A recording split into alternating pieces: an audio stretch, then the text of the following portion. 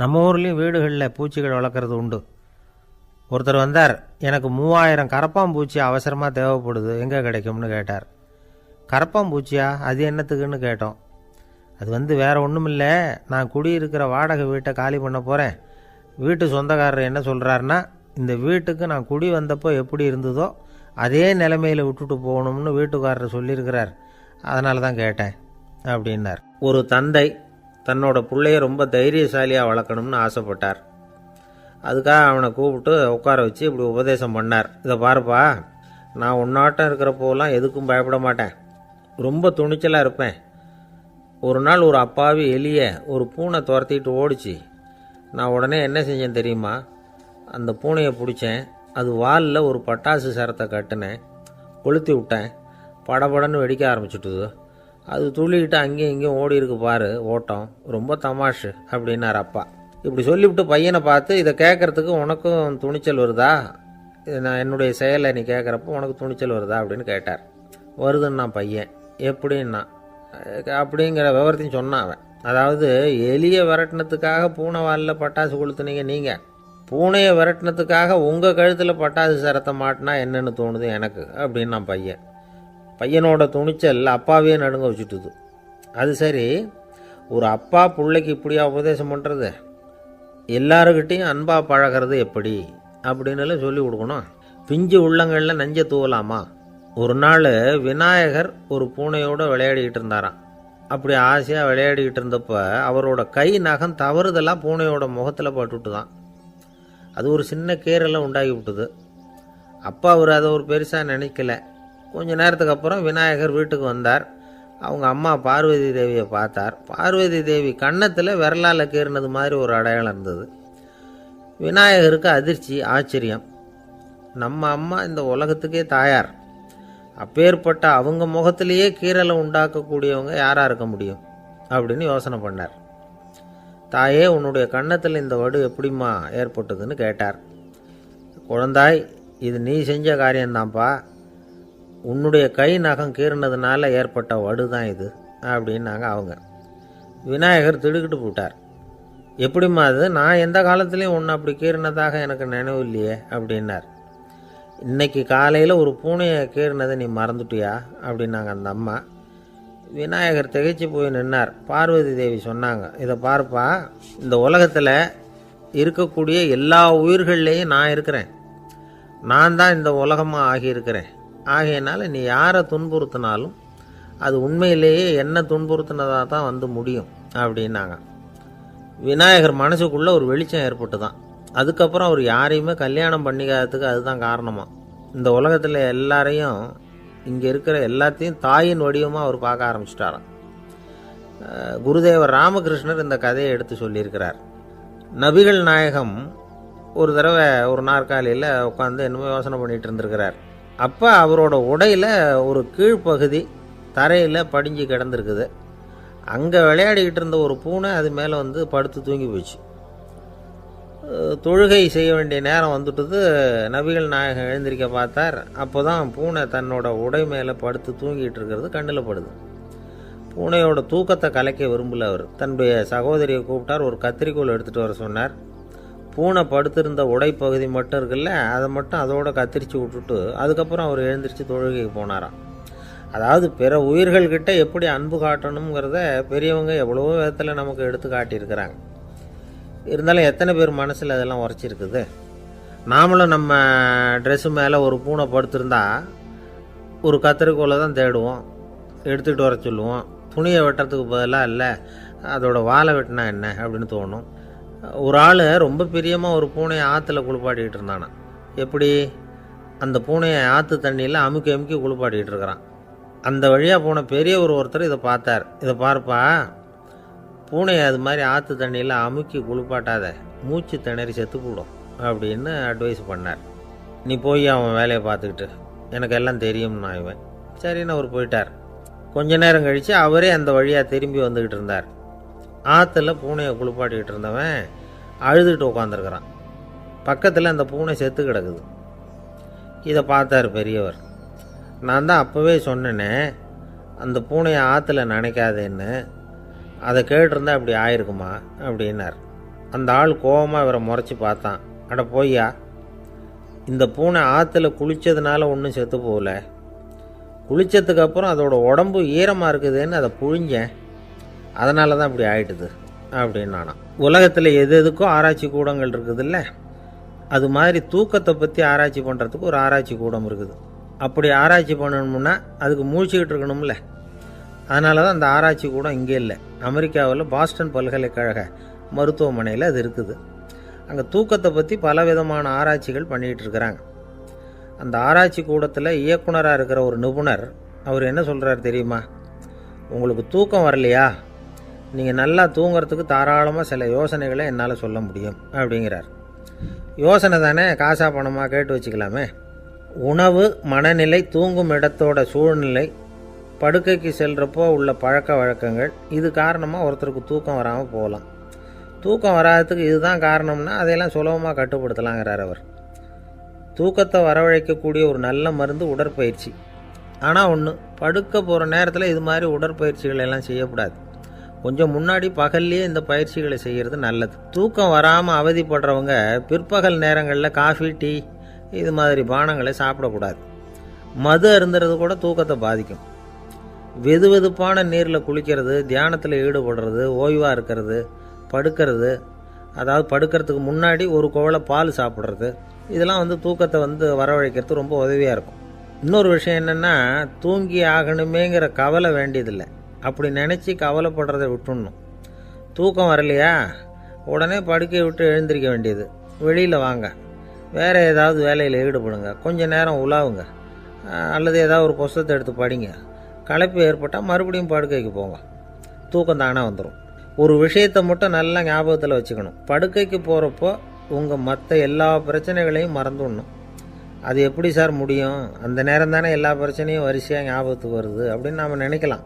ஆனால் பழக்கத்தில் அதை நாம் மாற்றிக்க முடியும். கொஞ்சம் முயற்சி பண்ணணும், அவ்வளோதான். இது எல்லாமே ஆராய்ச்சி பண்ணி பார்த்துட்டு அந்த நிபுணர் சொல்கிற கருத்து தான். இன்னொரு விஷயமும் அவர் சொல்கிறார். அது என்னென்னா, உடல் கோளாறு காரணமாக தூக்கம் வராமல் அவதிப்படுறவங்களுக்கெல்லாம் இந்த யோசனைகள் சரியாக வராது அப்படிங்கிறார். அதுக்கெல்லாம் மருத்துவ சிகிச்சை கொடுத்து தான் சரி பண்ணணும். சில பேருக்கு நடு ராத்திரியில் மூச்சு திணறல் ஏற்பட்டு தூக்கம் வராமல் போயிடும். ஊரெல்லாம் தூங்குறப்போ தான் மட்டும் தூங்காமல் மூழ்கிட்டு இருக்கிறது, ஊரெல்லாம் மூழ்கிட்டு இருக்கிறப்போ தான் மட்டும் தூங்குறது, இது மாதிரி கோளாறுகளால் சில பேர் பாதிக்கப்படலாம். காலு தசை முறுக்கிக்கிறதுனால சில பேருக்கு அடிக்கடி இழிப்பு வரலாம். மன அழற்சி காரணமாக சில பேருக்கு தூக்கம் வராது. இது மாதிரி கோளாறுகளுக்கெல்லாம் அதுக்கு தகுந்த மாதிரி சிகிச்சை கொடுத்து தான் சரி பண்ண வேண்டியிருக்கும். எந்த கோளாறும் இல்லாமல் தூக்கம் வரலைன்னா ஆரம்பத்தில் சொன்ன முறைகளை கடைப்பிடிச்சு பார்க்கலாம். தூக்கம் வந்ததுன்னா யோசனை சொன்ன அந்த நிபுணருக்கு நன்றி சொல்லலாம். ஒருத்தர், ஏன் சார் பஸ்ஸில் தூங்குறது கெட்ட பழக்கமானு கேட்டார். இல்லையே, நான் கூட பஸ்ஸில் போகிறப்ப தூங்கிட்டு தானே போவேன் அப்படின்னார் இன்னொருத்தர். அப்புறம் ஏன் என்ன டிரைவர் வேலை வேணாம்னு வீட்டுக்கு அனுப்பி வச்சுட்டாங்க அப்படின்னாராம் அவர். ஒருத்தரை பார்த்து உன்னுடைய நண்பர்கள் யார் அப்படின்னு ஒரு கேள்வி கேட்டு பாருங்க. கொஞ்சம் யோசித்து பதில் சொல்லுவாங்க. அவங்கக்கிட்டேயே உன்னுடைய எதிரிகள் யார் அப்படின்னு கேளுங்க, கடகடன்னு ஒப்பிச்சிருவாங்க. நம்ம மனசு இருக்க, அது எப்படின்னா, நம்ம நண்பர்களை விட எதிரிகளை அது நல்லா ஞாபகத்தில் வச்சுக்கும். இது ஒரு ஆச்சரியமான உண்மை. உங்களால் நண்பர்களை மறந்துட முடியும், ஆனால் எதிரிகளை மறந்துட முடியாது. இது ஒரு வேடிக்கையான நிலைமை தான். அழகான தருணங்களை நாம் ஏன் மறந்துடுறோம்? இது இயற்கை. ஏன்னா நம்ம மனசு மலர்களை கவனிக்கிறதில்ல, அதில் இருக்கிற முள்ளை தான் கவனிக்குது. தன்னை காயப்படுத்துகிற எதையும் அது உடனே கண்டுகொள்ளுது. ஒரு தெளிந்த சிந்தனை உடைய மனசு மிக அழகாக உள்ள எல்லாத்தையும் கவனிக்கும். அது நன்றியுடன் உணரக்கூடிய எல்லாத்தையும் பார்த்து குறிச்சிக்கும். இப்படிப்பட்டவங்க வாழ்க்கை இயல்பாகவே நல்லா அமையும். அது ரொம்ப அபூர்வம். மனசில் உள்ள ஒரு சிறிய அமைப்பை மாற்றுவதை பொறுத்து தான் இந்த விஷயம் அப்படிங்கிறார் ஓஷோ. ஒரு யூத கோவில் இருந்து தான், அது யூதர்களின் மடமாகவும் இருந்தது. அங்கே ஒரு தலைமை குரு, அவர் ரொம்ப கண்டிப்பானவர். அந்த கோவிலை ஒட்டி ஒரு தோட்டம். ஒரு நாள் காலையில் அந்த தோட்டத்தில் 2 இளம் யூதர்கள் நடந்து போய்கிட்டு இருக்கிறாங்க. காலையில் 1 மணி நேரம், மாலையில் 1 மணி நேரம் அவங்க அந்த தோட்டத்தில் நடக்கிறதுக்கு அனுமதி உண்டு. மற்ற நேரங்களில் அவங்க மத புத்தகங்களை படிக்கணும், பிற விதிமுறைகளை கடைபிடிக்கணும். அந்த 2 பேருமே தொடர்ந்து புகைப்பிடிக்கிற பழக்கம் உள்ளவங்க. ஆனால் கோவில் மடத்தில் இருக்கிறப்போ அவங்க புகைப்பிடிக்க முடியாது, அது கடுமையான குற்றம். சரி, நாம் தோட்டத்தில் இருக்கிறப்போவாவது புகைப்பிடிக்கலாமா அப்படின்னு ஒரு ஆசை அவங்க 2 பேருக்குமே. இருந்தாலும் பயம். இப்படி கேட்டால் மதகுரு என்ன சொல்லுவாரோ அல்லது என்ன செய்வாரோங்கிற பயம். இப்படியே கொஞ்ச நாள் ஆச்சு. ஒரு நாள் இந்த 2 பேரில் ஒருத்தன் ரொம்ப கலங்கி போய் அந்த கோவிலிருந்து வெளியில் வந்துக்கிட்டு இருந்தான். வந்தவன் நேராக தோட்டத்து பக்கம் போனான். அங்கே இன்னொருத்தன் ஆனந்தமாக புகை பிடிச்சிக்கிட்டு இருக்கிறான். அதை பார்த்து தான் இவனுக்கு அதிர்ச்சி. அட கடவுளே, என்ன இது, நீ கேட்காமலே ஆரம்பிச்சிட்டியா அப்படின்னா. இல்லை இல்லை, நான் கேட்டுவிட்டு தான் ஆரம்பிச்சிருக்கேன்னா அவன். அப்படியா, என்ன மனுஷன் இவர், நானும் தான் கேட்டேன், என்னை கண்ணாமுன்னான்னு திட்டிவிட்டார். இது என்ன கோவிலா இல்லை நரகமா? உனக்கு புகை பிடிக்கணும்னு ஆசையாக இருந்தால் நரகத்துக்கு போகணும்னு சொல்லிவிட்டார். அது சரி, உன்னை மட்டும் எப்படி அனுமதிச்சார் அப்படின்னு கேட்டான் இவன். அவன் சிரிச்சுக்கிட்டே, நீ எப்படி கேட்ட சொல்லு அப்படின்னா. நாம் இந்த தோட்டத்துக்கு வர அனுமதிக்கப்பட்டிருக்கிறதே ஜபத்துக்காகத்தானே, அதனால் நான் ஜபம் சொல்லும் பொழுது புகை பிடிக்கலாமா அப்படின்னு கேட்டேன். அதுக்கு தான் அவர் சத்தம் போட்டு என்னை அடிக்கவே வந்துட்டார் அப்படின்னா இவன். நீ ஒரு மாதிரியாக கேட்டிருக்க, நான் வேறு மாதிரியாக கேட்டிருக்கிறேன். ஜெபம் சொல்லும்போது புகை பிடிக்கலாமான்னு நீ கேட்டிருக்க. ஐயா, புகை பிடிக்கும் பொழுது ஜபிக்கலாமா அப்படின்னு நான் கேட்டேன். அதில் தப்பு ஒன்றும் இல்லை அப்படின்னு பதில் சொல்லிட்டார் அப்படின்னா. ஒரு சிறிய மாற்றம்தான் அது மிகப்பெரிய மாறுதலை ஏற்படுத்தி விட்டது. மனசு நல்ல விதமாக சிந்திக்க ஆரம்பிச்சுட்டுதுன்னா மகிழ்ச்சிக்கு பஞ்சம் இல்லை. ஒரு கஞ்சன் ஆற்றுல விழுந்துட்டான். வெள்ளத்தில் தத்தளிச்சிக்கிட்டு இருக்கிறான். கரையில் நின்ன ஒருத்தர், உன் கையை கொண்டா இப்படி பிடிச்சி இழுத்து கரையில் சேர்த்து விடுறேன்னார். எதையும் கொடுத்து பழக்கம் இல்லாத அவன் கையையும் கொடுக்க மாட்டேன்னுட்டான். இவர் பார்த்தார். உன் கையை கொடுன்னு சொல்கிறதுக்கு பதிலாக நான் என் கையை கொடுக்குறேன் பிடிச்சிக்கோ அப்படின்னார். அவன் கப்புன்னு பிடிச்சிக்கிட்டான், இழுத்து கரையில் போட்டார். ஒரு காலத்தில் பிரஷ்யா அப்படின்னு ஒரு தேசம் இருந்தது. இப்போ ஜெர்மனி இருக்குல்ல, இதோட பெரும்பகுதி ஒரு காலத்தில் பிரஷ்யாங்கிற பேரில் இருந்தது. அப்போ அதுக்கு அரசராக இருந்தவர் மகா ஃப்ரெடரிக், அதாவது ஃப்ரெடரிக் தி கிரேட் அப்படின்னு சொல்லுவாங்க. அந்த ராஜாவுக்கு ஒரு சந்தேகம். நாம் பல வகையான வரிகளை விதித்து வசூல் பண்ணுறோம், அப்படி பண்ணி வருமானம் குறைஞ்சிக்கிட்டே போகுதே, இதுக்கு என்ன காரணமாக இருக்கும்? இதுதான் அவருக்கு ஏற்பட்ட சந்தேகம். ஒரு சமயம் அந்த அரசர் தம்முடைய அமைச்சர்களையும் பிரபுக்களையும் தளபதிகளையும் கூப்பிட்டு ஒரு விருந்து வச்சார். விருந்து முடிஞ்சதும் அவங்கள பார்த்து இந்த சந்தேகத்தை கேட்டார். வரிகள் அதிகமாக விதித்து வருமானம் குறையறதுக்கு என்ன காரணம் அப்படின்னு கேட்டார். பல பேருக்கு இதுக்கு சரியாக பதில் சொல்ல தெரியல. அனுபவசாலியான ஒரு தளபதி எழுந்திருச்சார். அரசே, அது எப்படிங்கிறத இப்போ உங்களுக்கு காட்டுறேன்னார். உடனே ஒரு பெரிய பனிக்கட்டி ஒன்றை தன்னுடைய கையில் எடுத்தார். அதை அப்படியும் எப்படியும் திருப்பி பார்த்தார். அப்புறம் அடுத்தவர்கிட்ட கொடுத்தார். அவரும் அதை அப்படியும் இப்படியும் திருப்பி பார்த்துட்டு அடுத்தபடியாக இருந்தவர்கிட்ட கொடுத்தார். இப்படியே இதை ஒவ்வொருத்தராக பார்த்துட்டு ஒவ்வொரு கையாக மாறி கடைசியில் மன்னர் கைக்கு போய் சேர்ந்தது. மன்னர் கைக்கு அந்த பனிக்கட்டி போய் சேர்ந்தப்போ அது கொஞ்சம் கொஞ்சமாக உருகி ஒரு பட்டாணி கடலை சைஸுக்கு ஆகிட்டுது. மன்னர் யோசனை பண்ணார். வரி அதிகமாக போட்டாலும் வந்து சேர்றது குறைவாக இருக்கிறதுக்கு என்ன காரணம் அப்படிங்கிறது அவருக்கு புரிஞ்சு போச்சு. காலம்தான் மாறிட்டு இருக்கே தவிர இந்த கையூட்டு வாங்குகிற பழக்கம் மாறினதாக தெரியல. இன்னொரு ராஜா இருந்தார்.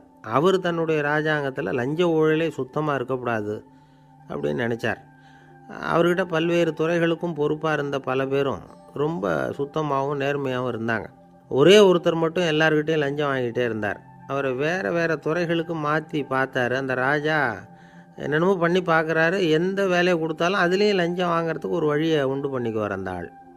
ராஜாவுக்கு இது ஒரு பெரிய தலைவலியாக போட்டுது. இவர் என்ன பண்ணுறது, இவருக்கு என்ன வேலையை கொடுக்கறது, கொஞ்சம் கூட லஞ்சம் வாங்கிறதுக்கு சான்ஸே இல்லாத ஒரு வேலையை கொடுக்கணும் அப்படின்னு திட்டம் போட்டார்.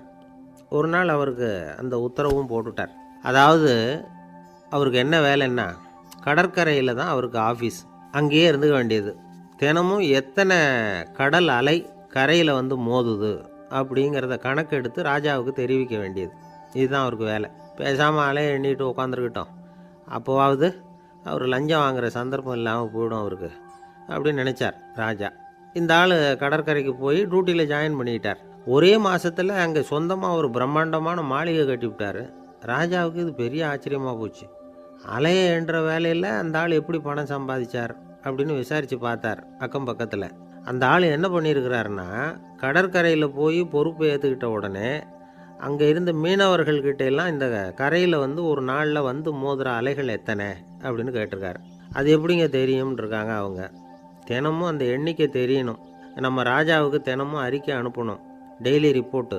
தவறுனா நீங்கள் இந்த கடலில் போய் மீன் பிடிக்கிறதுக்கு ராஜாவோட அனுமதி கிடைக்காது அப்படின்ட்டுருக்காரு. உடனே மீனவர்கள்லாம் பயந்து போட்டாங்க. கடலுக்கு போகிறதுக்கு அனுமதி இல்லைன்னா பட்டினி கிடக்கிறது மாதிரி ஆகிடுமே. மெதுவாக அந்த ஆளுகிட்ட போனாங்க, காதோட காதாக சொன்னாங்க, ஐயா எங்களால் வந்து கடல் அலையை வந்து எண்ண முடியாது. தினமும் எங்களால் முடிஞ்சதை உங்களுக்கு பணமாக கொடுத்துட்றோம். நீங்கள் தான் ராஜா கிட்ட சிபாரிசு பண்ணி நாங்கள் தொடர்ந்து மீன் பிடிக்கிறதுக்கு அனுமதி வாங்கி கொடுக்கணும் அப்படின்னு வேண்டிக்கிட்டாங்க. பணம் தினமும் வந்து சேர ஆரம்பிச்சுட்டுது. பதவியில் மற்ற பதவியோட இந்த பதவி எவ்வளவோ மேல் அப்படின்னு நினச்சிட்டான் அந்த ஆள். அது மட்டும் இல்லை, தயவு பண்ணி என்னை இந்த இடத்த விட்டு மாற்றி விடாதீங்க சார் அப்படின்னு வேற கேட்க ஆரம்பிச்சிட்டானா. எனக்கு இது மட்டும்தான் சார் தெரியும், இதை தவிர வேறு எதுவும் தெரியாது அப்படின்னு சொல்லிக்கிட்டே காலம் தள்ளுறவங்க ரொம்ப பேர். அவங்களெல்லாம் கஷ்டப்பட வேண்டியிருக்கும். ஒருத்தர் தன்னுடைய தொழிலில் ரொம்ப கெட்டிக்காரராக இருக்கலாம். அதுக்காக எப்பவும் அதே ஞாபகத்தில் இருந்துக்கிட்டு உலகியல் அறிவு இல்லாமல் இருந்துடக்கூடாது, அது ஆபத்து. இதுக்காக நம்ம தாத்தா பாட்டிலாம் ஒரு கதை சொல்லுவாங்களே, கேள்விப்பட்டிருக்கீங்களா? ஒரு சமயம் ஒரு 4 பேர் சேர்ந்து வெளியூருக்கு பிரயாணம் போனாங்களாம். அந்த 4 பேர் எப்படி தெரியுமா? ஒருத்தர் வந்து வேதாந்தி, இன்னொருத்தர் சங்கீத வித்வான், 3வது ஆள் வைத்தியர், 4வது ஆள் ஜோசியர். இவங்க 4 பேரும் நண்பர்கள். அதனால் சேர்ந்து புறப்பட்டாங்க. வழியில் ஒரு ஊரில் தங்கினாங்க. இருட்டி போச்சு. அதனால் இன்றைக்கி ராத்திரி இங்கேயே தங்கி இருந்துட்டு நாளைக்கு புறப்படலாம் அப்படின்னு தீர்மானம் பண்ணாங்க. சாப்பாட்டுக்கு என்ன பண்ணுறது? அங்கேயே கடத்தெருவுக்கு போய் சாமான்லாம் வாங்கியாந்து சமைச்சு சாப்பிட்லாம்னு முடிவு பண்ணாங்க. 4 பேர் இருக்கிறதுனால ஆளுக்கு ஒரு காரியமாக செய்யலாம் அப்படின்னு வேலையை பிரிச்சுக்கிட்டாங்க. வைத்தியர் வந்து கரிகாய் வாங்க போனார், வேதாந்தி வந்து எண்ணெய் வாங்க போனார், ஜோசியர் வந்து பலசரக்கு வாங்க போனார், சங்கீத வித்வானுக்கு சமைக்கிற வேலை. எல்லாம் சரி, ஆனால் நடந்தது என்ன தெரியுமா? கடைத்தெருவுக்கு காய்கறி வாங்க போனார்ல வைத்தியர், அங்கே போய் மார்க்கெட்டில் பார்த்தார். ஒவ்வொரு கறிகாயாக எடுத்து பார்த்தார். இது பித்தம், உடம்புக்கு ஒத்துக்காது, இது வாயு, உடம்பு ஒத்துக்காது அப்படின்னு ஒவ்வொன்றா தள்ளினார். கடைசியில் ஒன்றுமே தேரல, வெறுங்கையோடு திரும்பி வந்துக்கிட்டு இருக்கிறார். எண்ணெய் வாங்க போனார் வேதாந்தி, அவர் ஒரு தொன்னையில் எண்ணெயை வாங்கினார். பேசாமல் அதை எடுத்துகிட்டு வர வேண்டியது தானே, முடியல. அவருடைய வேதாந்த மூளை சிந்திக்க ஆரம்பிச்சுட்டுது. இந்த தொன்னைக்கு எண்ணெய் ஆதாரமா அல்லது எண்ணெய்க்கு தொன்னை ஆதாரமா அப்படிங்கிற ஆராய்ச்சியில் இறங்கினார். என்னாச்சு தெரியுமா? அப்படி கவுத்து பார்த்தார். வாங்கின எண்ணெய் பூராவையும் வழியில் கொட்டிவிட்டு வெறும் தொண்டையோடு வந்து சேர்ந்தார். பலசரக்கு வாங்க போனார் ஜோசியர், அவர் ஒரு வழியில் பார்த்தாரு. வழியில் வந்தவங்களெல்லாம் அங்கங்கே ஒரு மரத்தடியில் உட்கார வச்சு அவங்களுக்கெல்லாம் ஆர்வம் சொல்ல ஆரம்பிச்சிட்டார். அப்படி ஒவ்வொருத்தராக சொல்லி முடிச்சுட்டு கடத்தருக்கு போய் சேர்ந்தார். இவர் அங்கே போய் சேர்றதுக்குள்ளே ரொம்ப நேரம் ஆகிட்டுது. கடையெல்லாம் பூட்டிவிட்டு போயிட்டாங்க. என்ன செய்கிறது? அவரும் வெறுங்கையோடு திரும்பி வந்து சேர்ந்தார். சரி, இவங்க கதை தான் இப்படி ஆச்சு. அங்கே சமைக்கிறதுக்காக உட்காந்துருந்தார் சங்கீத வித்வான், அவர் கதை என்னாச்சு தெரியுமா? அங்கே அவர் அடுப்பை பற்ற வச்சு ஒலையை கொதிக்க வச்சார். அதாவது ஒரு பானையில் தண்ணியை ஊற்றி அடுப்பில் வச்சார். அது கொதிக்க ஆரம்பிச்சிது. தண்ணி கொதிக்கிற சத்தம் இருக்குதுல்ல, அது இவருக்கு தாளம் போடுறது மாதிரி இருந்தது. ஒரே குஷி, பாட ஆரம்பிச்சிட்டார். பாடிக்கிட்டே உற்சாகமாக கையில் இருந்த கரண்டியால் அந்த பானையில் தட்டினார், தாளம் போடுறதா நினச்சிக்கிட்டு. அவ்வளவுதான், பானை பட்டுன்னு உடஞ்சி போச்சு. தலையில் கையை வச்சுக்கிட்டு அவரும் உட்காந்துட்டார். எந்த தொழில் தெரிஞ்சாலும் சரி, அதை புத்திசாலித்தனமாக பயன்படுத்த தெரியலன்னா ஆபத்து தான். அதுக்காக தான் இந்த கதை. ஒரு பஸ்ஸு டிரைவர் ரொம்ப கெட்டிக்காரரு. பஸ்ஸை ரொம்ப திறமையாக ஆபத்து இல்லாமல் ஓட்டினதுக்காக பரிசுலாம் வாங்கினவர். அவரே ஒரு படகு ஓட்டுறதுக்காக அழைச்சிட்டு போயிருக்கிறாங்க, மோட்டார் படகு. அதையும் ரொம்ப திறமையாக தான் ஓட்டிகிட்டு போயிருக்கிறாரு. நடுக்கடலில் போனதும் படகு நின்று போச்சு. மோட்டாரில் ஏதோ கோளாறு. என்ன செய்யலாம் அப்படின்னு அந்த டிரைவரை கேட்டிருக்கிறாங்க படகுல இருந்தவங்கெல்லாம். அப்போ அவர் சொன்னாராம், கவலைப்படாதீங்க, ஒன்றும் பிரச்சனை இல்லை, எல்லோரும் கொஞ்சம் கீழே இறங்கி பின்னாடி தள்ளுங்க, மோட்டார் ஸ்டார்ட் ஆகிடும் அப்படின்னாராம். ஒரு ஊரில் ஒரு இளைஞன் இருந்தான். ஒரு நாள் அவன் ஒரு குருவை தேடிக்கிட்டு புறப்பட்டான். ஊரை விட்டு வெளியில் போனான். போகிற வழியில் ஒரு காடு. அந்த காட்டில் ஒரு மரத்தடியில் ஒரு பெரியவர் உட்காந்துருக்கிறார். அமைதியாக மௌனமாக அவர் அமர்ந்திருக்கிறார். இந்த பெரியவரை விசாரிக்கலாம், குருவை தேடி கண்டுபிடிக்கிறதுக்கு இவர் ஏதாவது ஒரு வழி சொல்லி கொடுப்பார் அப்படின்னு நினச்சிக்கிட்டு அவரை நெருங்கினான். ஐயா, எனக்கு ஒரு குரு தேவை, எங்கே கிடைப்பார்? அவரை எப்படி அடையாளம் கண்டுபிடிக்கிறது? அதை பற்றி ஏதாவது விவரம் சொன்னீங்கன்னா நான் கண்டுபிடிச்சிக்குவேன் அப்படின்ட்டுருக்கான். பெரியவர் நிமிர்ந்து பார்த்தார். தம்பி, அது ரொம்ப சுலபம். அவர் வயசானவராக இருப்பார், என்னை விட சுமார் 30 வயசு அதிகமாக இருக்கும். அவர் ஒரு மரத்தடியில் தான் உட்காந்துருப்பார் அப்படின்ட்டுருக்கான். சரிங்க பெரியவரே, அது என்ன மாதிரியான மரம், எப்படி இருக்கும் அப்படின்னு கேட்டிருக்கான். பெரியவர் அந்த விவரங்களையும் சொல்லியிருக்கிறாரு. அது மட்டும் இல்லை, சந்திக்கிற நாள், நேரம், வினாடி முதற்கொண்டு எல்லா விவரங்களையும் துல்லியமாக சொன்னாராம். இவ்வளவு விவரங்களை இவரால் எப்படி சொல்ல முடியுது அப்படின்னு இவனுக்கு ஆச்சரியம். இருந்தாலும் அந்த பெரியவர் கடைசியாக ஒரு விவரம் சொன்னார்.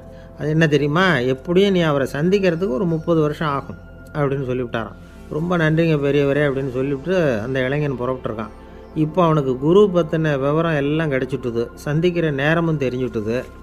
ஆனால் 30 வருஷம் அவரை தேடி அலைய வேண்டியிருக்குமே. அவன் தேட ஆரம்பித்தான். காடு மலை எல்லாம் சுற்றி அலைஞ்சான். பல வருஷங்கள் தேடினான், அழுத்து போயிட்டான். கடைசியில் அவனுக்கும் வயசாகிட்டுது. கடைசியில் தன்னுடைய சொந்த ஊருக்கே திரும்பி போய்கிட்டு இருந்தான். அங்கே ஒரு மரத்தடியில் அவன் தேடிக்கிட்டு இருந்த குருநாதர் கிடைச்சார். யார் அவருன்னா, 30 வருஷத்துக்கு முன்னாடி வழி சொல்லி கொடுத்தாருல அதே பெரியவர். அவருக்கு இப்போ 30 வயசு அதிகமாக இருந்தது. அதே மரம். அன்னைக்கு பெரியவர் சொன்ன அடையாளம் இப்போ பொருத்தமாக இருந்தது. இப்போ அந்த பெரியவர் சொன்னார், சரியாக வந்து சேர்ந்துட்டேன், வா, உனக்காக தான் நான் இவ்வளவு காலமும் காத்துக்கிட்டு இருந்தேன் அப்படின்னாரான். என்ன சொல்கிறீங்கன்றிருக்கான். 30 வருஷத்துக்கு முன்னாடி என்கிட்ட வந்தியே, அப்போவே என் காலம் வந்து முடிஞ்சு போயிருந்தது. அப்போவே என்ன உனக்கு அடையாளம் தெரியல, அதனால் இவ்வளவு காலம் உனக்காக காத்துட்ருக்கும்படி ஆகிட்டுது அப்படின்னாராம். ஐயா, அப்போவே நீங்கள் சொல்லியிருக்கலாமே, இதுதான் 30 வருஷம் கழித்து நீ சந்திக்க போகிற இடம், நான் தான் உன்னுடைய குரு அப்படின்னு சொல்லியிருக்கலாமே அப்படின்ட்டுருக்கான். அந்த பெரியவர் சிரிச்சுக்கிட்டே இதுக்கு பதில் சொன்னாராம். நான் எவ்வளவோ விவரமாக தான் சொன்னேன், நீ சரியாக புரிஞ்சிக்கல. காரணம், அப்போது நீ போதுமான அளவுக்கு பக்குவம் பெற்றிருக்கவில்லை. அதனால் புரியும் சக்தி இல்லாமல் போயிட்டுதப்போ 30 ஆண்டு காலம் நீ அலைஞ்சி தெரிஞ்சிருக்கிற. அது காரணமாக இப்போ உனக்கு அந்த பக்குவம் வந்துட்டுது. அதனால தான் அடையாளம் காண முடிஞ்சுது, நானே உன்னுடைய குரு அப்படின்னாராம். இதிலேருந்து என்ன தெரியுதுன்னா, ஆன்மீகத்தில் மாணவனாக சேர்றதுக்கு கூட ஒரு பக்குவத்தன்மை தேவைப்படுது. ஒரு பெரிய ஞானி, அவர்கிட்ட ஒரு சீடனாக இருக்க ஒருத்தன் வந்தான், எதிரில் நின்னான். ஞானி அவனை வெகு நேரம் உற்று பார்த்தார். அப்புறம் சொன்னார், சீடனாக இருக்கிறது ரொம்ப சிரமம்னார். நான் தயாராக இருக்கிறேன்னா. அது இன்னமும் சிரமமாச்சே, இங்கே வந்து குருவாக இருக்கிறது மட்டுமே சுலபம் அப்படின்னாராம். அப்படின்னா நான் குருவாகவே ஆயிடுறேன் அப்படின்னானா. இது போலவே இந்த காலத்தில் கதை ஒன்று உண்டு. ஒரு பள்ளிக்கூடத்தில் வகுப்பு ஆசிரியர் மாணவனை திட்டிக்கிட்டு இருந்தார். டேய், நீ 100க்கு 10 மார்க்கு தான் வாங்கிக்கிட்டு இருக்க. இவ்வளவு மோசமாக நீ படித்தா கடைசியில் மாடு மேய்க்கிறது கூட லாய்க்கு இல்லாதவனா ஆகிடுவேன். அதுக்கப்புறம் என்ன செய்ய போகிறேன் அப்படின்னாராம். பையன் தலையை சொரிஞ்சிக்கிட்டே சொன்னானா, சார் அப்படின்னா ஒன்று செய்கிறேன் அப்படின்னானா. இவர் கேட்டிருக்கார், என்ன செய்ய போகிறேன்னு. வேறு என்ன சார், உங்களை மாதிரி ஒரு ஆசிரியர் ஆகிடுறேன் அப்படின்னானா. இமயமலை அடிவாரத்தில் ஒரு மடம். அங்கே ஒரு சன்னியாசி இருந்தார். அவர்கிட்ட ஒருத்தர் வந்தார். சுவாமி, ஆசையை உதற நினைக்கிறேன், முடியல, ஒட்டிக்கிட்டே வருது அப்படின்னாராம். இப்படி உட்கார, ஒரு கதை சொல்கிறேன் அப்படின்னு சொல்லி அவர் சொல்ல ஆரம்பித்தாராம். அவர் சொன்ன கதை என்னென்னா, ஒரு ஊரில் ஒரு ஆள் இருந்தான். அவன் பேர் குப்புசாமி. அவங்ககிட்ட எப்பவும் ஒரு பழைய தொப்பி இருக்கும், விடவே மாட்டான். அதனால் அவனை எல்லோரும் தொப்பி சாமி அப்படின்னு தான் கூப்பிடுறது வழக்கம். ஒரு புது தொப்பி வாங்கிக்கப்படாதாப்பா அப்படின்னு நண்பர்கள்லாம் சொல்லி பார்த்தாங்க. பணத்துக்கு எங்கே போவேன் அப்படின்னு விட்டானா. பணம் வச்சுருக்கான், செலவு பண்ண மனசு வரல, மகா கஞ்சன். பழைய பாட்டில்கள்லாம் வாங்கி விற்றுக்கிட்டு இருந்தான். அப்படி ஒரு தடவை பழைய கண்ணாடி சாமான்களை ஏலத்தில் எடுத்தப்போ அதில் ஒரு அருமையான சென்ட்டு பாட்டில் கிடச்சிது. உடனே ஒரு ஐடியா பண்ணான். அந்த சென்ட்டை வந்து சின்ன சின்ன பாட்டில்களில் அடைச்சி ஜன்னல் ஓரமாக அடுக்கி வச்சுட்டான். அதை விற்றா நிறைய பணம் கிடைக்குமே. அதனால் இதுக்கு இடையில் ஒரு நாள் அவன் வந்து அப்படியே உட்காந்துருந்தான். அந்த நேரம் நண்பன் வந்தான். ஏண்டா, உன் பழைய தொப்பியை மாற்றப்படாதா, ஊரில் எல்லோரும் கேலி பேசுகிறாங்களே ஒன்று தொப்பி சாமின்னு அப்படின்னு சொல்லி கேட்டிருக்கான். இந்த சென்ட்டு பாட்டில் விற்றதும் பணம் வரும், அதுக்கப்புறம் பார்க்கலாம் அப்படின்னு நானா. இவன் சரி வா, நீச்சல் குளத்துக்கு போயிட்டு வருவோம் அப்படின்னு கூப்பிட்ருக்கான் நண்பன். 2 பேரும் போனாங்க. அதே நேரம் அந்த ஊர் நீதிபதியும் அங்கே குளிக்க வந்தாராம். அவர்கிட்ட இருந்தது விலை வசந்த ஒரு புது தொப்பி. அதை அங்கே இருந்த ஸ்டாண்டில் மாட்டிவிட்டு குளிக்க போனார். இதுக்கிடையில் குப்புசாமி குளிச்சுட்டு வந்தான். அவனுடைய பழைய தொப்பியை காணலை.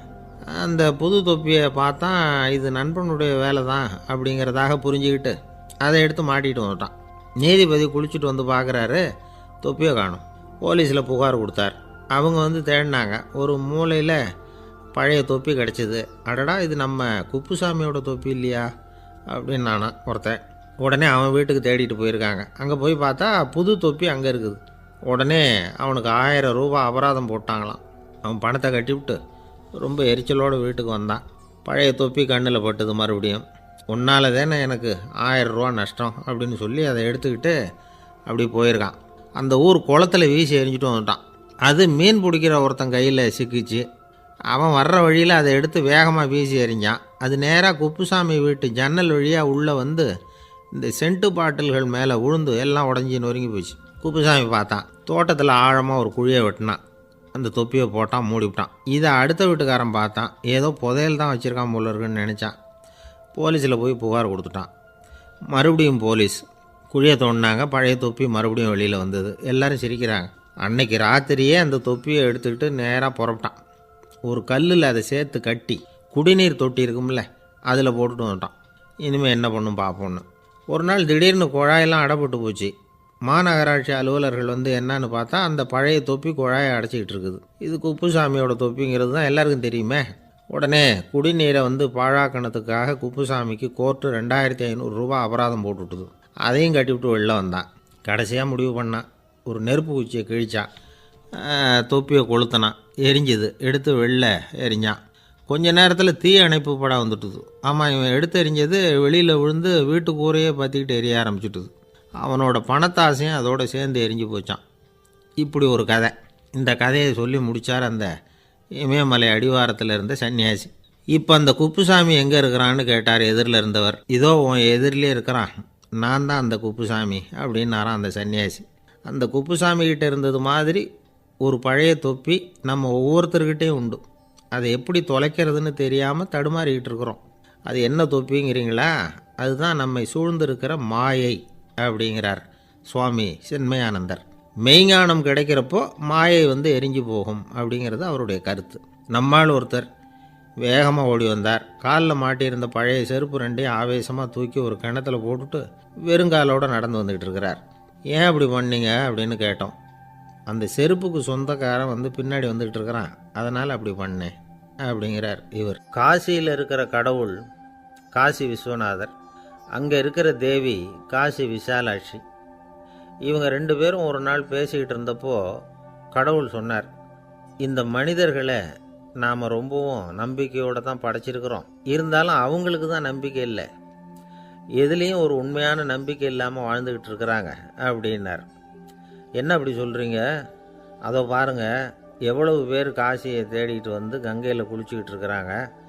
அவங்களெலாம் நம்பிக்கை இல்லைன்னா இவ்வளவு தூரம் தேடிட்டு வந்து இங்கே குளிப்பாங்களா அப்படின்னு நாங்கள் தேவி. சரி, அதை சோதித்து பார்க்கலாம் அப்படின்னு 2 பேரும் முடிவு பண்ணிக்கிட்டாங்க. உடனே ஒரு திட்டம் போட்டாங்க.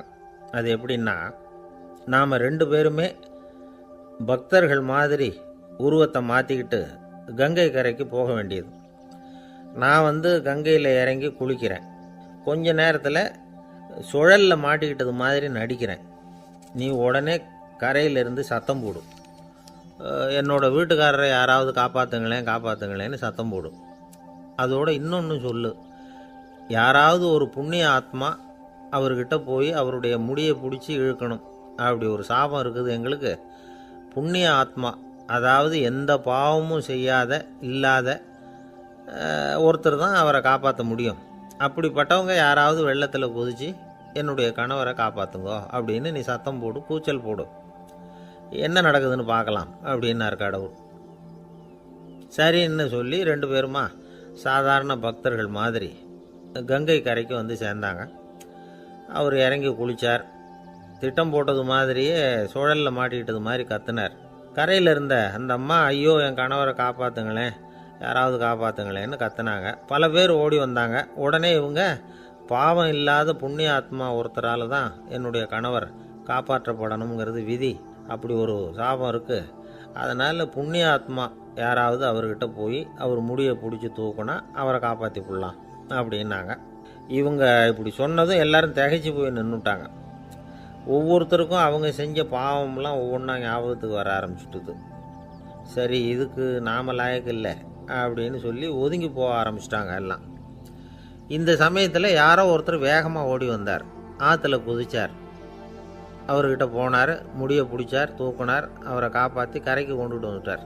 அப்படி காப்பாற்றின அந்த ஆளை இவங்க 2 பேரும் தனியாக கூப்பிட்டுக்கிட்டு ஒரு மண்டபத்துக்கு வந்துட்டாங்க. வந்து விசாரிக்கிறாங்க.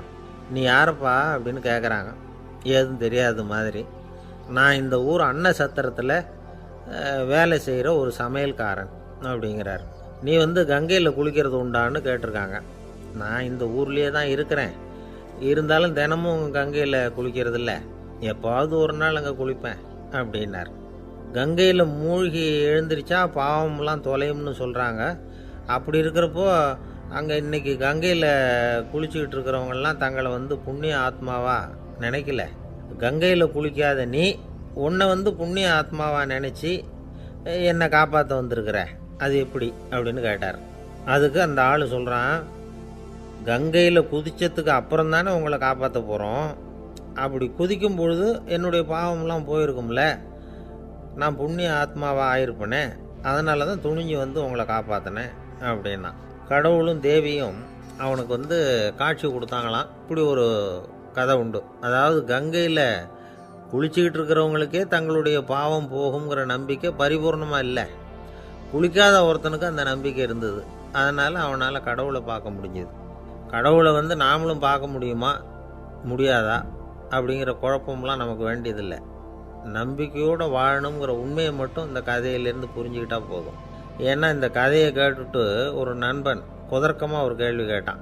ஏன் சார், கங்கையில் குளித்தா பாவம் போயிடும்னு சொல்கிறீங்களே, நான் எனக்கு வேண்டாத ஒருத்தனை அழைச்சிட்டு போய் கங்கையிலேயே தள்ளி விட்டுட்டு அதுக்கப்புறம் அங்கேயே முழுக்க போட்டுட்டு நான் செஞ்ச பாவத்தை அதுலேயே கழுவி விட்டுட்டு மறுபடியும் உங்ககிட்ட வந்துடுறேன்னு வச்சுக்கோங்க, நீங்கள் என்னை புண்ணிய ஆத்மான்னு ஏற்றுக்குவீங்களா அப்படிங்கிறான். ஆள் கொஞ்சம் ஆசைந்தான், நம்மளே அங்கே அழைச்சிட்டு போனாலும் போயிடுவான். வாழ்க்கையில் சில சந்தர்ப்பங்களில் நாம் சில அவமானங்களை சந்திச்சே தீர வேண்டியிருக்கு. என்ன பண்ணுறது, காலம் அப்படி. அவமானப்படுறவங்க உடனே அடங்கி போயிடுறது தான் உலக வழக்கம். அவமானப்பட்டால் உடனே சீறி எழறவங்களும் உண்டு. ஆனால் அதையே ஒரு சவாலாக எடுத்துக்கிட்டு முன்னுக்கு வர்றவங்களும் சில பேர் இருக்கிறாங்க.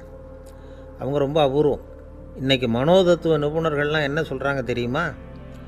அவமானப்பட்டுட்டா உடனே அடங்கி போயிடக்கூடாதான், அதையே ஒரு சவாலாக எடுத்துக்கிட்டு மனசில் ஒரு வைராக்கியத்தோடு முயற்சி பண்ணினா வாழ்க்கையில் எல்லாரும் முன்னேறலாம். அவமானங்கிறத நாம் வைராக்கியமாக மாற்றிக்கணும், அதுதான் வெற்றிக்கு வழி. ராமர் இந்த பூமியில் பிறந்ததே ஒரு வைராக்கியத்தினால தான் சார் அப்படின்னார் ஒருத்தர். எப்படிங்க அது அப்படின்னு கேட்டேன். அவர் சொன்னார், தசரதருக்கு ராமர் குழந்தையாக பிறக்கணும், அப்போ தான் இங்கே இருக்கிற கஷ்டங்கள்லாம் நீங்கும் அப்படின்னு சர்வ லோகமும் எதிர்பார்த்துக்கிட்டு இருக்குது. ஆனால் அவர் எப்போ பிறப்பார் அப்படின்னு யாருக்கும் தெரியல. அந்த காரியம் சீக்கிரம் நடக்கணுமே, அதுக்கு என்ன பண்ணுறது? நாரதர் வந்தார் ஒரு நாள் தசரதரை தேடி. தசரதா, உனக்கு ஒரு செய்தி தெரியுமான்னு ஆரம்பித்தார். அவர் எப்பவும் இப்படித்தானே ஆரம்பிக்கிறது வழக்கம். என்ன விஷயம்னு கேட்டார் தசரதர்.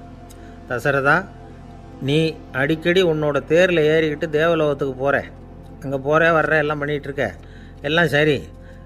தேவலோகத்துலேயும் உன்னை நல்லபடியாக தான் வரவேற்கிறாங்க. தேவேந்திரன் உன்னை பிரியமாக அழைச்சிட்டு போய் தன்னுடைய அரியாசனத்திலேயே தனக்கு பக்கத்திலேயே உட்கார வைக்கிறான். நீயும் சந்தோஷமாக உட்காந்து பேசிவிட்டு வந்துடுற. ஆனால் நீ இங்கே வந்ததுக்கு அப்புறம் அங்கே என்ன நடக்குது தெரியுமா உனக்கு அப்படின்னாரான் நாரதர். என்ன நடக்குது எனக்கு ஒன்றும் தெரியலையே அப்படின்னாரான் தசரதர். நாரதர்கிட்ட கிட்டத்தில் கேட்டிருக்கார், கொஞ்சம் சொல்லுங்கள் என்னது அப்படின்னு. அவர் நெருங்கி வந்தாரான் நாரதரும். மெதுவாக அவர் காதோட காதாக சொன்னாராம். அதாவது நம்ம பாஷையில் சொல்லப்போனால் பற்ற வைக்கிறார்.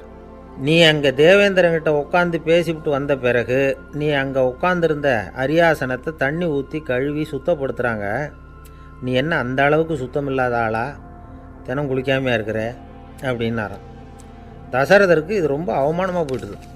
அப்படியே செய்கிறாங்க அப்படின்னாராம். ஆமாம், நீ வேணும்னா நான் சொல்கிறது உண்மையாக இல்லையா அப்படின்னு சோதனை பண்ணி பார்த்துக்கோ அப்படின்னாரான் நாரதர். உடனே தசரதர் இதுக்காகவே புறப்பட்டு தேவலோகம் போனார். அங்கே வழக்கம் போலவே இவரை கூப்பிட்டு உட்கார வச்சு பேசிக்கிட்டு இருந்தான் தேவேந்திரன்.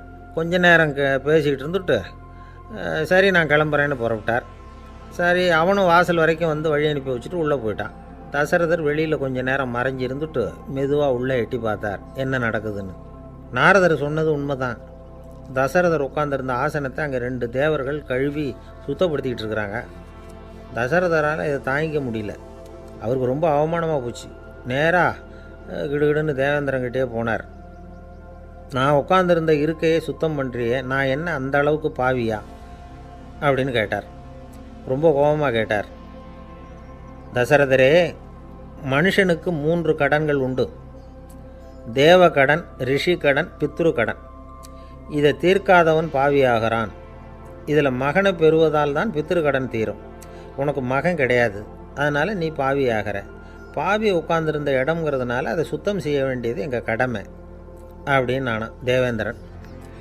இந்த இடத்துல தசரதருக்கு ஏற்பட்ட அவமானம் ஒரு வைராக்கியமாக மாறிச்சு.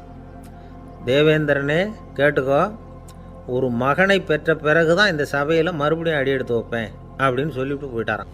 போய் புத்திர காமேஷ்டி யாகம் பண்ணார். புத்திரர்கள் பிறந்தார்கள். இந்த கதையில் உள்ள கருத்து என்னென்னா, தேவேந்திரன் தசரதரை அப்படி அவமானப்படுத்தலைன்னா அவருக்கு இப்படி ஒரு வைராக்கியம் பிறந்திருக்குமா? யோசிச்சு பார்க்கணும். நமக்கு ஏற்படுகிற சில அவமானங்களையும் வைராக்கியமாக மாற்றிக்குவோம். அப்படி மாற்றிக்கிட்டோம்னா வாழ்க்கையில் முன்னேறலாம். நம்ம ஆளுங்க சில பேர் அவமானத்தை வைராக்கியமாக மாற்றிக்கிறது எப்படி தெரியுமா? நம்மக்கிட்ட ஒரு பையன் சொன்னான், எங்கள் அப்பா என்னை எல்லாருக்கும் முன்னாடி வச்சு திட்டிவிட்டார், பொறுப்பு இல்லாமல் ஊர் சுற்றுறேன்னு சொல்லி அவமானப்படுத்தி விட்டார். இனிமேல் நீ என் முகத்திலேயே முழிக்காதரா போடான்னு வேற சொல்லிவிட்டார். எனக்கு ரோஷம் வந்துட்டுது. அந்த அவமானத்தை வைராக்கியமாக மாற்றிக்கிட்டேன். அன்னையிலேருந்து அவர் முகத்திலேயே முழிக்கிறது இல்லை அப்படின்னா. அப்படியான்னு கேட்டோம். ஆமாங்க, அவர் வீட்டில் இல்லாத நேரமாக பார்த்து உள்ளே சமையல் கட்டுக்கு போய் சாப்பிட்டுட்டு நைஸாக வெளியில் வந்துடுவேன் அப்படிங்கிறான் அவன். ஜவஹர்லால் நேரு பிரதமராக இருந்த சமயம் அவர் ஒரு தடவை சென்னைக்கு வந்திருக்கிறார். இங்கே சில முக்கிய நிகழ்ச்சிகளில் கலந்துக்கிறதுக்காக வந்திருந்தார். ஆளுநர் மாளிகையில் ஒரு நாள் ராத்திரி தங்கி மறுநாள் புதுடெல்லி புறப்படுறதாக ஏற்பாடு. நிகழ்ச்சியிலெல்லாம் முடிச்சுக்கிட்டு ஆளுநர் மாளிகையில் தங்கியிருக்கிறார். அன்றைக்கு இரவு படிக்கிறதுக்கு ஒரு முக்கியமான புத்தகம் அவருக்கு தேவைப்பட்டது. அந்த சமயத்தில் உலக அளவில் ஒரு முக்கியமான பொருளாதாரம் சம்பந்தமான ஒரு புத்தகம் வெளியாகி இருக்கிற விஷயம் அவருக்கு தெரியும். அந்த புத்தகம் மெட்ராஸுக்கு வந்திருக்குமா, அது இங்கே கிடைக்குமா அப்படின்னு விசாரிச்சிருக்கிறார் நேருஜி. அவர் இப்படி கேட்ட உடனே அங்கே இருந்தவங்கெல்லாம் ரொம்ப பரபரப்பாக செயல்பட ஆரம்பிச்சுட்டாங்க. முக்கியமான இடங்கள்ல எல்லாம் விசாரிச்சிருக்கிறாங்க அந்த புத்தகம் உங்ககிட்ட இருக்கான்னு. சென்னையில் உள்ள கன்னிமாரா நூல் நிலையத்துக்கு எப்படியும் அந்த புத்தகம் வந்திருக்கணும் அப்படின்னு ஒரு நம்பிக்கை. அங்கே விசாரித்தாங்க. அந்த புத்தகம் 2 நாளைக்கு முன்னாடி தான் அங்கே வந்திருக்குது அப்படிங்கிற விஷயம் தெரிஞ்சுது. உடனே எல்லோரும் அங்கே ஓடினாங்க. அவங்களுக்கு இன்னொரு சந்தேகம், புத்தகம் வந்திருக்கு சரி, அது இந்த சமயத்தில் வேறு யாரும் படிக்கிறதுக்கு எடுத்துகிட்டு போயிருக்கக்கூடாதே அப்படிங்கிற சந்தேகம் இருந்தாலும் மனசுக்குள்ளே ஒரு தைரியம். இப்படி ஒரு புத்தகம் வெளிவந்திருக்கிற விஷயமே நேருஜி சொல்லி தான் நமக்கே தெரியும். அதுவும் இல்லாமல் உலக பொருளாதாரம் சம்பந்தமான ஏதோ ஒரு புத்தகம் அது. அதை போய் இந்த நேரத்தில் அவ்வளவு ஆர்வமாக யார் எடுத்துகிட்டு போயிட போகிறாங்க அப்படிங்கிற தைரியம். இந்த தைரியத்தோடு அந்த நூல் நிலையத்துக்கு ஓடினாங்க. புத்தகத்தை தேடினா அது கிடைக்கல. யாரோ எடுத்துகிட்டு போயிருக்கிறாங்க. நேருவுக்கு மட்டுமே தெரிஞ்சிருந்த அந்த புத்தகம் பற்றின விஷயம் சென்னையில் வேற ஒருத்தருக்கும் தெரிஞ்சிருக்குது. உடனே எல்லாரும் பரபரப்பாக அந்த அதுக்குன்னு இருக்கிற ரிஜிஸ்டர் இருக்குல்ல, பதிவேடு, அதை புரட்டி பார்க்குறாங்க யார் எடுத்துகிட்டு போகிறாங்கன்னு தெரிஞ்சுக்கிறதுக்காக. எடுத்துகிட்டு போனவங்க அதில் கையெழுத்து போட்டிருப்பாங்கல்ல, அதை பார்த்து யாருன்னு தெரிஞ்சுக்கலாம் அப்படிங்கிறதுக்காக தான் அதை புரட்டுறாங்க. அதோ அந்த புத்தகத்தோட பேர் பக்கத்தில் அதை எடுத்துக்கிட்டு போனவங்க கையெழுத்து உத்து பார்க்குறாங்க எல்லாரும். அதில் போட்டிருக்குது பேர் CN அண்ணாதுரை அப்படின்னு எழுதியிருந்தது. அவர் தான் பேரறிஞர் அண்ணா. நேரு படிக்க விரும்பின ஒரு புத்தகத்தை அதே நேரம் படிக்க விரும்பின இன்னொரு தலைவர் இவர். படிக்கிறதுல அவருக்கு இருந்த ஆர்வத்தை நாம் தெரிஞ்சுக்கணும்னா அதுக்கு எவ்வளவோ சம்பவங்கள் இருக்குது. கடைசி காலத்தில் அவர் அடையாறு மருத்துவமனையில் படுத்திருக்கிறார். அவருக்கு ஒரு முக்கியமான அறுவை சிகிச்சை செய்ய வேண்டியிருக்குது அவசரமாக. அமெரிக்காவிலேருந்து டாக்டர் மில்லர் வந்திருக்கிறார். அவர்கிட்ட கேட்குறார், டாக்டர் நாளைக்கே அறுவை சிகிச்சை செய்ய போகிறீங்களா அப்படின்னு. ஆமாங்கிறார் டாக்டர் மில்லர். நாளைக்கு மறுநாள் செஞ்சுக்கிறேனே அப்படின்னாரான் அண்ணா. ஏன் ஏதாவது நாள் பார்க்குறீங்களான்னு கேட்டிருக்கார். இல்லை, ஒரு புத்தகத்தை படிச்சுக்கிட்டு இருக்கிறேன், அதை நாளைக்குள்ளே முடிச்சிருவேன், அதுக்கப்புறம் நான் இறந்தாலும் கவலை இல்லை அப்படின்னாரான் இவர். அவர் தான் அறிஞர் அண்ணா. சங்ககால நூல்கள்லேருந்து சமீபத்தில் வந்த நூல்கள் வரைக்கும் எல்லாம் அவர் படிச்சிருக்கிறார். ஒரு திருமண விழாவில் அவர் பேசும்பொழுது சொன்ன விஷயம் இது. சங்க காலத்தில் காதலியை மணக்க விரும்புகிறவனுக்கு அவனுடைய தந்தை வீர சோதனைகள்லாம் வைப்பார். போய் புலிப்பல் கொண்டுக்கிட்டு வா, அப்போ தான் என் பொண்ணை கொடுப்பேன் அப்படின்னு சொல்லுவார். காதலன் உடனே காட்டுக்கு போவான், ஒரு புலியை கொன்று அதனுடைய பல்லை கொண்டுக்கிட்டு வருவான். அதை வீர பதக்கத்தில் பதிச்சு அவனுக்கு மாமனார் சூட்டுவார் கல்யாண சமயத்தில். இப்போலாம் காதலன் கிட்ட அப்படி சொல்ல முடியாது. இப்போலாம் காதலன்கிட்ட காட்டுக்கு போய் புலிப்பல் கொண்டுகிட்டு வான்னு யாராவது சொன்னால் புலி தான் மாப்பிள்ளையாக வந்து சேரும் அப்படின்னார். ஒரு கடைக்கு போனேன். 5 ரூபா பணத்தை எடுத்து கொடுத்தேன். ஒரு தினசரி பத்திரிகையை கேட்டேன். அவர் உடனே அங்கே அடுக்கி வச்சுருந்த பத்திரிகையில் ஒன்று எடுத்து என் கையில் கொடுத்தார். வாங்கிக்கிட்டேன். மீதி பணத்தை எடுத்தார். அதையும் என் கையில் கொடுக்கணும்ல, கொடுக்கல. எதிரில் இருந்த பலகையில் வச்சு எடுத்துக்க சொன்னார். எப்போவும் அவர் அப்படி தான் பண்ணுவார். நானும் எடுத்துக்கிட்டு வந்துடுவேன். இவர் ஏன் இப்படி பண்ணுறாருங்கிறது எனக்கு ரொம்ப நாளாக ஒரு சந்தேகம். ஒரு நாள் அவர்கிட்டயே இதை கேட்டுவிட்டேன். ஏங்க, நீங்கள் உங்கள் கடைக்கு வந்து பொருள்கள் வாங்குறவங்களுக்கு நீங்கள் பாக்கி சில்லறையை கொடுக்குறப்போ பலகையில் வச்சு விட்றீங்க, கையில் கொடுக்க மாட்டேங்கிறீங்களே, ஏன் அப்படின்னு கேட்டேன். காசை கையில் கொடுத்தா நம்மக்கிட்ட இருக்கிற லட்சுமி போயிடுவா சார் அப்படின்னார். அதாவது பணம் செலவாயிடும் அப்படின்னு அர்த்தமா. இன்னொரு நண்பர், அவர் ஒரு நாள் வழக்கத்துக்கு மாறாக ரொம்ப சோகமாக உட்காந்துருக்கிறார். ஏங்க என்னாச்சு, ஏன் இப்படி கப்பலே கவிழ்ந்தது மாதிரி உட்காந்துருக்குறீங்க அப்படின்னு கேட்டேன். கப்பலே கவிழ்ந்திருந்தா கூட நான் இப்படி கவலைப்பட மாட்டேன் சார், வேற ஒன்று நடந்து போச்சுன்னார். என்னன்னு கேட்டேன். என் உச்சந்தலையில் பல்லி ஒன்று விழுந்துட்டுதுன்னார்.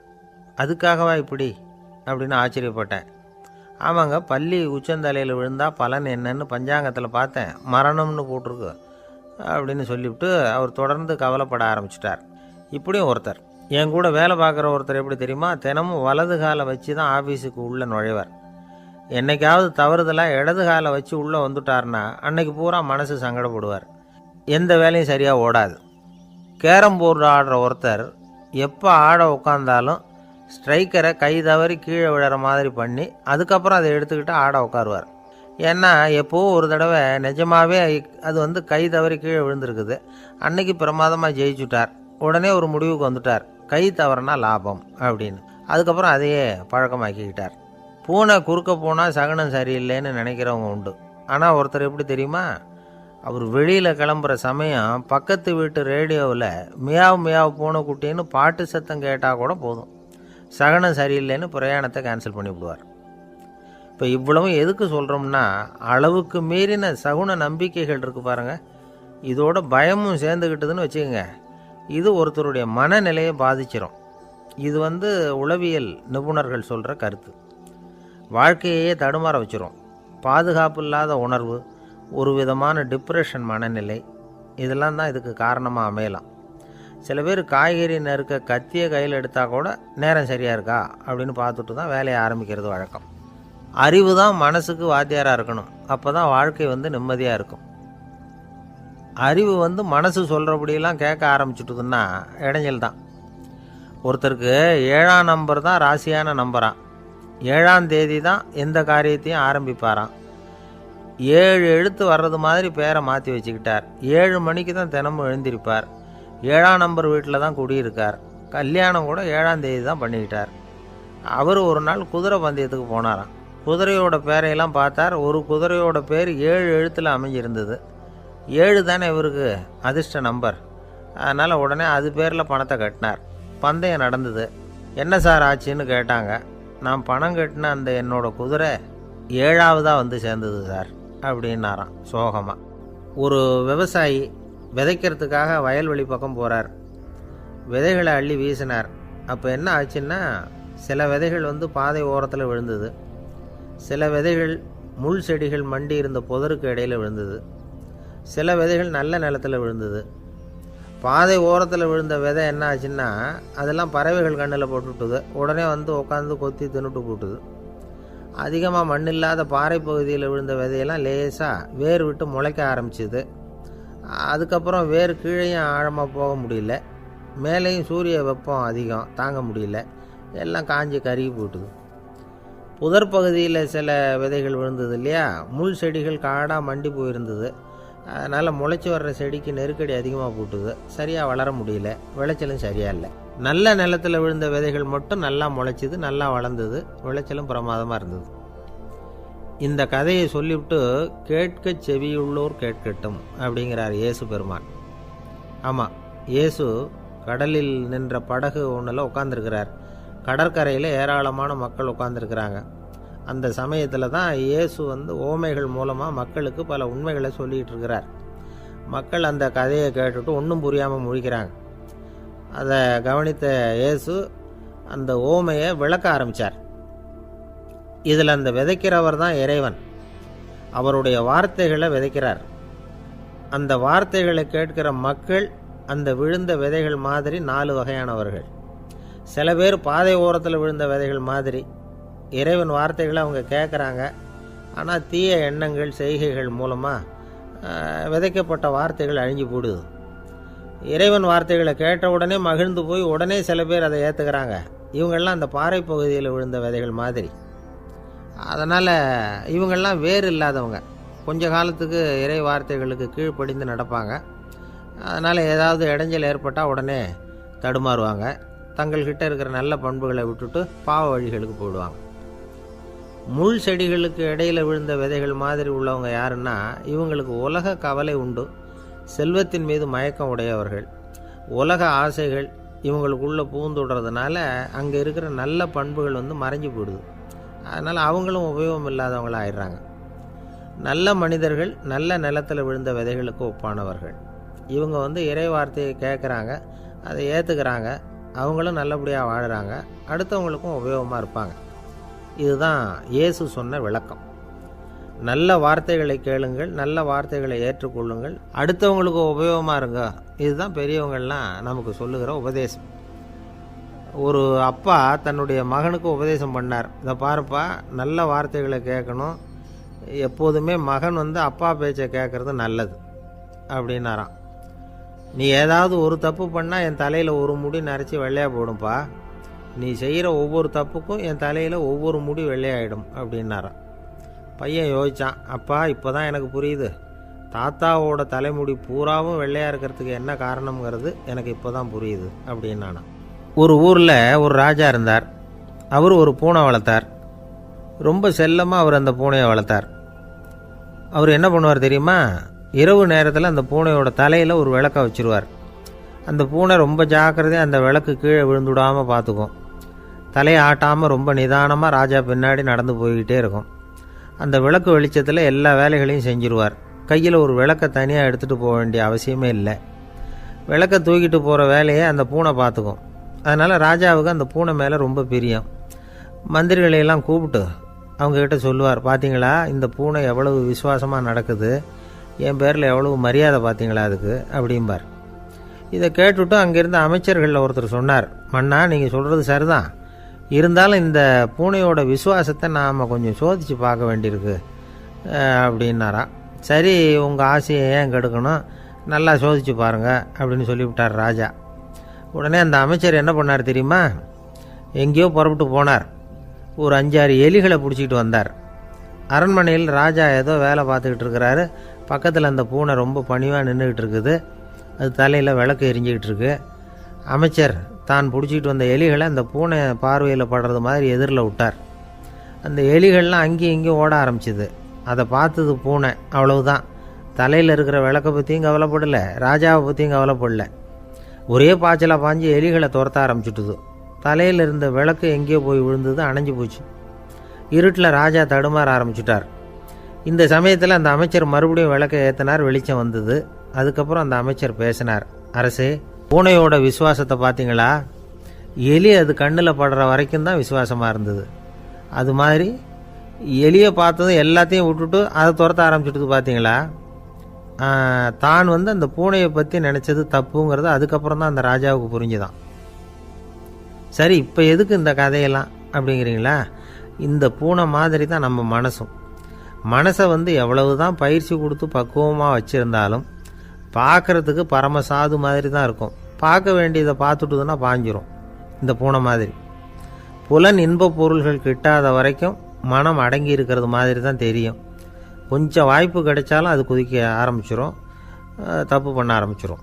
பெரிய பெரிய முனிவர்கள் வாழ்க்கையில் நடந்த வீழ்ச்சி இதை தான் நிரூபிக்குது. புலன்களின் ஆற்றல் அதிகம். அதனால் மனக்கட்டுப்பாடு பயிற்சிகளில் ரொம்ப எச்சரிக்கையாக இருக்கணுங்கிறார் சுவாமி சிவானந்தர். மது பழக்கத்தையே விட்டுவிட்டேன்னு உறுதியாக இருப்பான். கடை கண்ணில் பட்டுவிட்டுதுன்னா கால் அவனை கேட்காமலே இழுத்துக்கிட்டு உள்ளே போயிடும். இதுதான் மனசுங்கிறது. அதுதான் அந்த ராஜா வளர்த்த பூனை. நம்மால் ஒருத்தன் அந்த ராஜா பூனை தலையில் விளக்க வச்சது மாதிரி இவன் தன்னுடைய தலையிலேயே ஒரு விளக்கை ஏற்றி வச்சுக்கிட்டு என்னத்தையோ தேட ஆரம்பித்தான். தேடிக்கிட்டு இருக்கிறான். தலையை ஆட்டாமல் நிதானமாக நடந்து ரொம்ப நேரமாக தேடிகிட்டு இருக்கிறான். அந்த சமயம் அங்கே வந்த ஒருத்தர் என்னத்தை தேடுறீங்கன்னு கேட்டார். அதுதான் மறந்து போச்சு அப்படின்னு இழுத்தான். சரி, கொஞ்சம் இப்படி உட்காருங்க, ஞாபகம் வந்ததும் தேட ஆரம்பிக்கலாம் அப்படின்னார் அவர். இவன் கொஞ்ச நேரம் உட்காந்து யோசித்தான். அப்புறம் திடீர்னு எழுந்திரிச்சான். ஞாபகம் வந்துட்டுதுன்னா. என்னன்னு கேட்டார். எங்கள் வீட்டில் இருந்த விளக்கை எங்கே வச்சேன்னு தெரியல, அதை தான் தேடிக்கிட்டு இருக்கிறேன், ஏற்றி வைக்கலாம்னு பார்க்குறேன் அப்படின்னா. ஒரு ராஜா இருந்தார். நாடு பூராவும் நிறைய மரங்களை நட்டு வளர்க்கணுங்கிறது அவரோட ஆசை. தானே அதுக்கு முன்மாதிரியாக இருக்கணும்னு நினச்சார். அரண்மனையை சுற்றி மரங்களை நட்டு வளர்த்தார். இதை பார்த்துட்டு ஜனங்களும் அவங்கவுங்க வீட்டை சுற்றி மரக்கன்றுகளை நட்டு வளர்த்தாங்க. கொஞ்ச காலத்தில் ஊர் பூரா பசுமையாக மாறிச்சு. எல்லாருக்கும் சந்தோஷமாக இருந்தது. இது ஒரு பக்கம் இருக்கட்டும். இப்போ நான் சொல்ல போகிற கதை வேறு. அதாவது, அந்த ராஜா ஒரு நாள் தன்னுடைய அரண்மனையை சுற்றி இருக்கிற விதவிதமான மரங்களை எல்லாம் போய் பார்த்தார். எப்படி இருக்கிறீங்க அப்படின்னு ஒவ்வொரு மரத்துக்கிட்டையும் விசாரித்தாராம். எந்த மரமும் சந்தோஷமாக இருக்கிறதா தெரியல. அதுக்கும் மனசில் ஒரு குறை. முதல்ல ஆலமரத்துக்கிட்ட போனார். அது சொல்லிச்சு, மண்ணா, நான் நல்லா பெருசாக வளர்ந்துருக்கிறேன், அடர்த்தியாக இருக்கிறேன், கிளையெல்லாம் 4 பக்கமும் நல்லா படர்ந்து தான் இருக்குது, இருந்தாலும் எந்த பிரயோஜனமும் இருக்கிறதா தெரியல எனக்கு. என்னுடைய பழம்லாம் ரொம்ப சின்னதாக இருக்குது, என் கண்ணுக்கு சரியாக புறப்பட மாட்டேங்குது. நான் இருக்கிற சைஸுக்கு என்னுடைய கிளையில் இருக்கிற பழம்லாம் எவ்வளோ பெருசாக இருக்கணும், அது இத்தினூண்டு இருக்கிறது எனக்கு பெரிய அவமானமாக இருக்குது. இப்படி இங்கே நின்றுக்கிட்டு இருக்கிறதே ரொம்ப கூச்சமாக இருக்குது. ஒரு நல்ல புயல் வந்ததுன்னா பேசாமல் சாஞ்சு விடலாமான்னு பார்க்குறேன் அப்படின்னு புலம்புது ஆலமரம். சரி, இருக்கட்டும்னு நினச்சிக்கிட்டு ராஜா அடுத்தபடியாக ஒரு அத்தி மரத்துக்கிட்ட போனார். அதுவும் புலம்ப ஆரம்பிச்சுட்டுது. நான் கூட பெரிய மரம் தான், இல்லை இலையெல்லாம் அழகாக தான் இருக்குது, பழம் அழகாக இருக்குது, இருந்தாலும் உள்ள விஷயம் இல்லையே, அத்தி பழத்தை புட்டு பார்த்தா அத்தனையும் சொத்தை அப்படின்னு பழமொழியே உண்டாயிட்டுதே, இப்படி ஒரு கெட்ட பேரோடு நான் இருக்கணுமா அப்படின்னு புலம்புது அது. சரி, இது இருக்கட்டும் அப்படின்னு சொல்லி அடுத்தபடியாக வேப்ப மரத்துக்கிட்ட போனார். அது தன்னுடைய வேதனையை வெளியிட்டது. எனக்கு எவ்வளவோ மருத்துவ குணங்கள்லாம் இருக்கிறதா சொல்லிக்கிறாங்க, இருந்தாலும் என்ன பிரயோஜனம், என்னுடைய பழத்தை மனிதர்கள் யாரும் விரும்பி சாப்பிட்றது இல்லையே அப்படின்னுது. ராஜா அடுத்தாப்புல இருந்து ஒரு பனை மரத்துக்கிட்ட போனார். நான் நல்லா உயரமாக தான் வளர்ந்துருக்கிறேன், மற்ற மரங்கள்லாம் என்னை அண்ணாந்து தான் பார்க்கணும், இருந்தாலும் என்கிட்ட நிழலுக்காக யாரும் ஒதுங்கிறது இல்லையே அப்படின்னுது. என்ன இது, எல்லா மரமும் இப்படி திருப்தி இல்லாமல் இருந்துக்கிட்டு இருக்குதே அப்படின்னு நினச்சிக்கிட்டே ராஜா அடுத்தபடியாக அங்கே இருந்த ஒரு பைன் மரத்துக்கிட்ட போனார். அழகாக உயரமாக பசுமையாக தான் இருந்தது, ஆனால் பழமோ பூவோ கிடையாது. அதை நினச்சி அது வருத்தப்பட்டுக்கிட்டு இருக்குது. ஓக் மரம் அது ஒன்று நின்றுட்டு இருந்தது. அது என்ன சொல்லிச்சுன்னா, இலை உதிர் காலத்தில் என் மேலே இருக்கிற எல்லா இலைகளும் உதிர்ந்து போடுது, முடி கொட்டின மனிதர்கள் மாதிரி மொட்டையாக நான் நிற்க வேண்டியிருக்குது, என்ன வாழ்க்கை இது அப்படின்னு சொல்லி அழுத்துக்கிட்டது. சரி, புளிய மரம் என்ன சொல்லுது பார்ப்போம்னு அதுக்கிட்ட போனால், என்னுடைய நிழலில் யாருமே தங்க மாட்டாங்க, உடம்புக்கு சூடுன்னு ஒதுங்கி போயிடுவாங்க, அடிமரத்தை பார்த்திங்கன்னா பட்டையெல்லாம் உறிஞ்சி பார்க்குறதுக்கே கேவலமாக இருப்பேன் அப்படின்னுது அது. முருங்கை மரம் என்ன சொல்லிச்சு தெரியுமா, என்னுடைய இலை காயெல்லாம் சாப்பிட்றவங்களுக்கு சத்து கொடுக்கறது வாசம்தான், ஆனால் என் உடம்புல சத்தே கிடையாது, கொஞ்சம் வேகமாக காற்று அடிச்சதுன்னா முறிஞ்சி விழுந்துடுறேன், என்ன வாழ்க்கை இது அப்படின்னு சொல்லி அது வருத்தப்பட்டது. ராஜா யோசனை பண்ணார். என்ன இது, மரங்கள் பூமியின் வரங்கள்னு சொல்கிறோம், மழை பெய்யறதுக்கு அதுதான் காரணம், பூமி செழிப்பாக இருக்கிறதுக்கும் அதுதான் காரணம், வீடு கட்டுறதுக்கு மரம், நாற்காலி செய்ய உபயோகப்படுத்துறதுக்கும் அதுதான் உபயோகப்படுது, மனுஷனுக்கு வேண்டிய ஆகாரங்களையும் கொடுக்குது, இப்படிலாம் இருந்தும் எல்லா மரமும் நிம்மதி இல்லாமல் இருந்துக்கிட்டு இருக்குதே அப்படின்னு நினச்சார். அப்போது அங்கே இருந்த ஒரு மகிழ மரம் அவர் கண்ணில் பட்டுது. அந்த மரம் மட்டும் கொஞ்சம் நிம்மதியாக மகிழ்ச்சியாக இருக்கிறது மாதிரி தெரிஞ்சுது. உடனே ராஜா அதுக்கிட்ட போனார். உனக்கு மனசில் எதுவும் குறை இல்லையான்னு கேட்டார். இல்லை, நான் சந்தோஷமாக தான் இருக்கேன்னு அந்த மகிழ மரம். அப்படியான்னு ஆச்சரியமாக கேட்டார் ராஜா. ஆமாம் மன்னா, இந்த இடத்துல நீங்கள் ஒரு முருங்கை மரத்தையோ வேப்ப மரத்தையோ கூட நட்டிருக்கலாம், ஆனால் இந்த இடத்துல நடுறதுக்கு என்ன தேர்ந்தெடுத்துருக்குறீங்க, அதுவே எனக்கு பெருமை, அதுவே எனக்கு திருப்தி அப்படின்னு தான் மகிழ மரம். மகிழ மரம் சாதாரணமாக தான் இருக்கும், இளம் மஞ்சள் நிறத்தில் பூக்கள், அது காய்ந்தும் மனம் வீசும். மகிழ மரம் மாதிரி மன திருப்தியோடு வாழறதுக்கு நாம் கற்றுக்கணுமா. நாம் இந்த உலகத்தில் ஒரு நாயாவோ நரியாவோ கூட பிறந்திருக்கலாம், மனுஷனாக பிறந்திருக்கிறோம், அதுவே பெருமை தானே. இந்த நிறைவு தான் மகிழ்ச்சியின் ரகசியம். ஒரு பையன் அப்பா கிட்ட போய், அப்பா, நீங்கள் இந்த உலகத்தில் ஒரு மனுஷனாக பிறந்தது என்னோட அதிர்ஷ்டம் நானா. ஏண்டா அப்படி சொல்கிறேன்னு இருக்கார் அப்பா. நீங்கள் ஒரு கரடியாக பிறந்திருந்தா இந்நேரம் நானும் ஒரு கரடி குட்டியாக தானே இருந்திருப்பேன் அப்படின்னு நானா பையன். இந்த உலகத்தில் நாம் நல்லபடியாக இருக்கணும்னா அதுக்கு முக்கியமாக தேவைப்படுறது 2. ஒன்று செல்வம், இன்னொன்று அறிவு.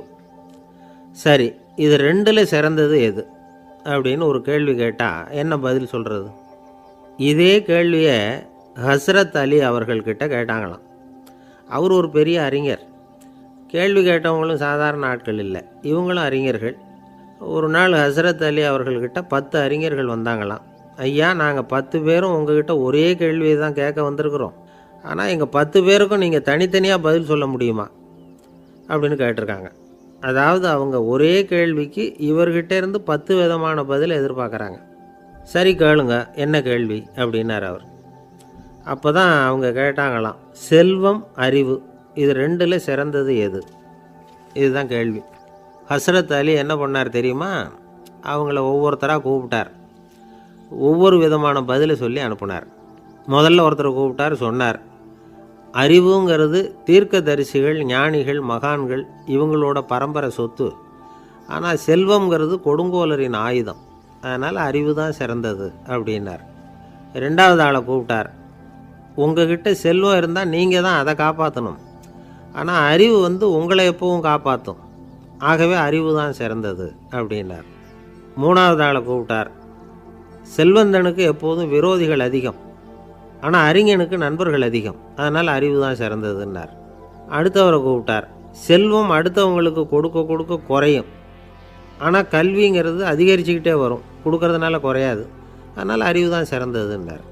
இன்னொருத்தரை கூப்பிட்டார். அறிவுள்ளவன் எப்பவும் அதை அடுத்தவங்களுக்கு வாரி வழங்கிக்கிட்டே இருப்பான். அதனால் அவங்ககிட்ட தாராளத்தன்மை இருக்கும்.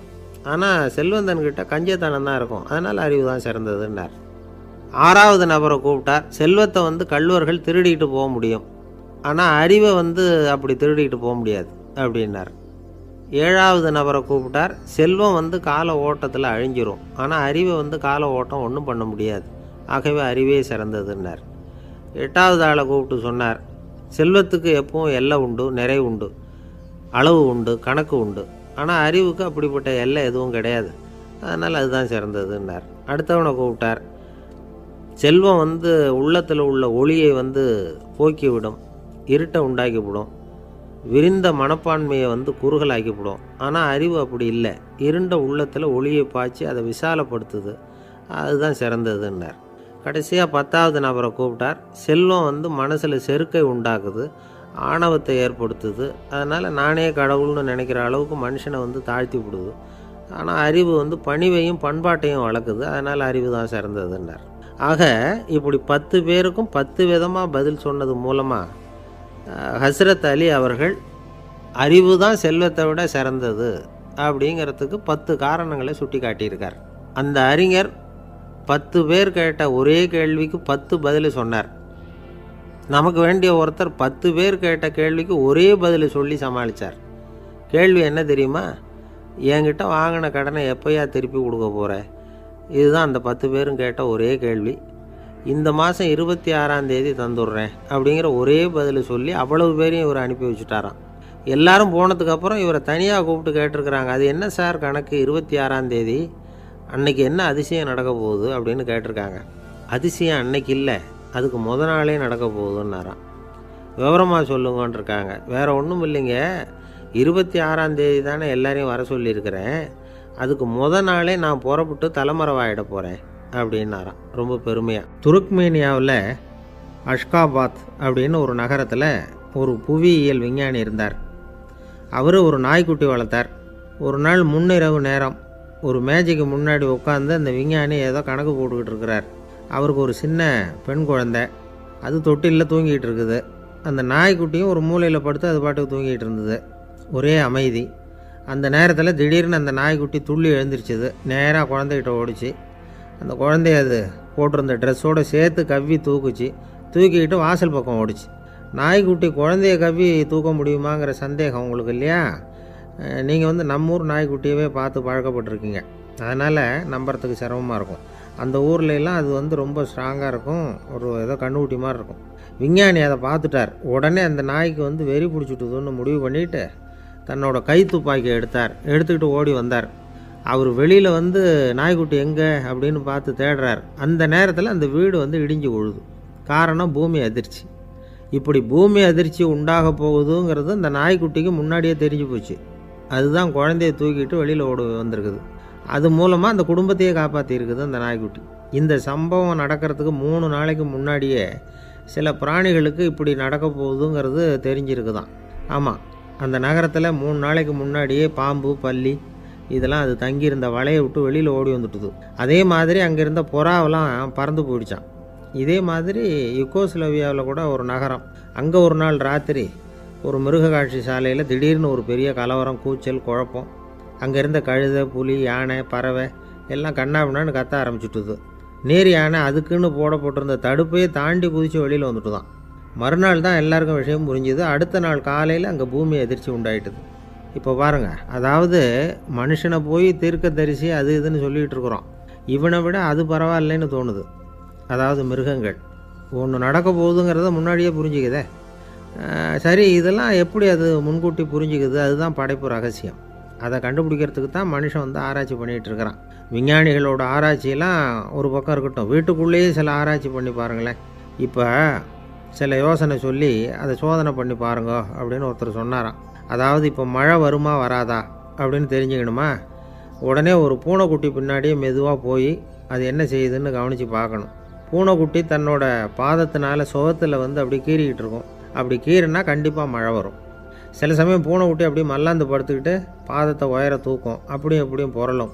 இப்படி செஞ்சதுன்னா அன்னைக்கும் மழை இருக்காது. அதனால் முன்னாடி இருந்தது மழை வர்றதுக்கு அறிகுறி, இது மழை இல்லைங்கிறதுக்கு அறிகுறி. பறவைகள், பிராணிகள் இதுகளோட நடவடிக்கைகளை பார்த்துட்டு அதையெல்லாம் அடிப்படையாக வச்சு தான் காலநிலையை கண்டுபிடிக்கிற கருவிகளை கண்டுபிடிச்சிருக்கிறாங்க. வாத்து இருக்குல்ல, சில சமயம் தன்னோட அழகை தன்னோட இறகுகளில் அப்படியே புதைச்சிக்கும். அப்படி செஞ்சால் குளிர்காலம் வரப்போகுதுன்னு அர்த்தம். பருவநிலை குளிராக மாறப்போகுதுங்கிறதுக்கு இதுதான் அறிகுறி. சிட்டுக்குருவி இருக்குதுல்ல, அதெல்லாம் புழுதியில் உழுந்து புரளும், சிறகுகளை வந்து படபடன்னு அடிச்சுக்கும். அப்படி செஞ்சால் மழை வரப்போகுதுன்னு அர்த்தம். ஒன்று மட்டும் நாம் நல்லா தெரிஞ்சுக்கணும், இயற்கையின் சீற்றம்னு சொல்கிறோம் இல்லையா, இயற்கை ஏன் நம்ம மேலே கோவப்படுது? இயற்கையை நாம் அனுசரித்து போகிறதில்ல, அதனால் கோவப்படுது.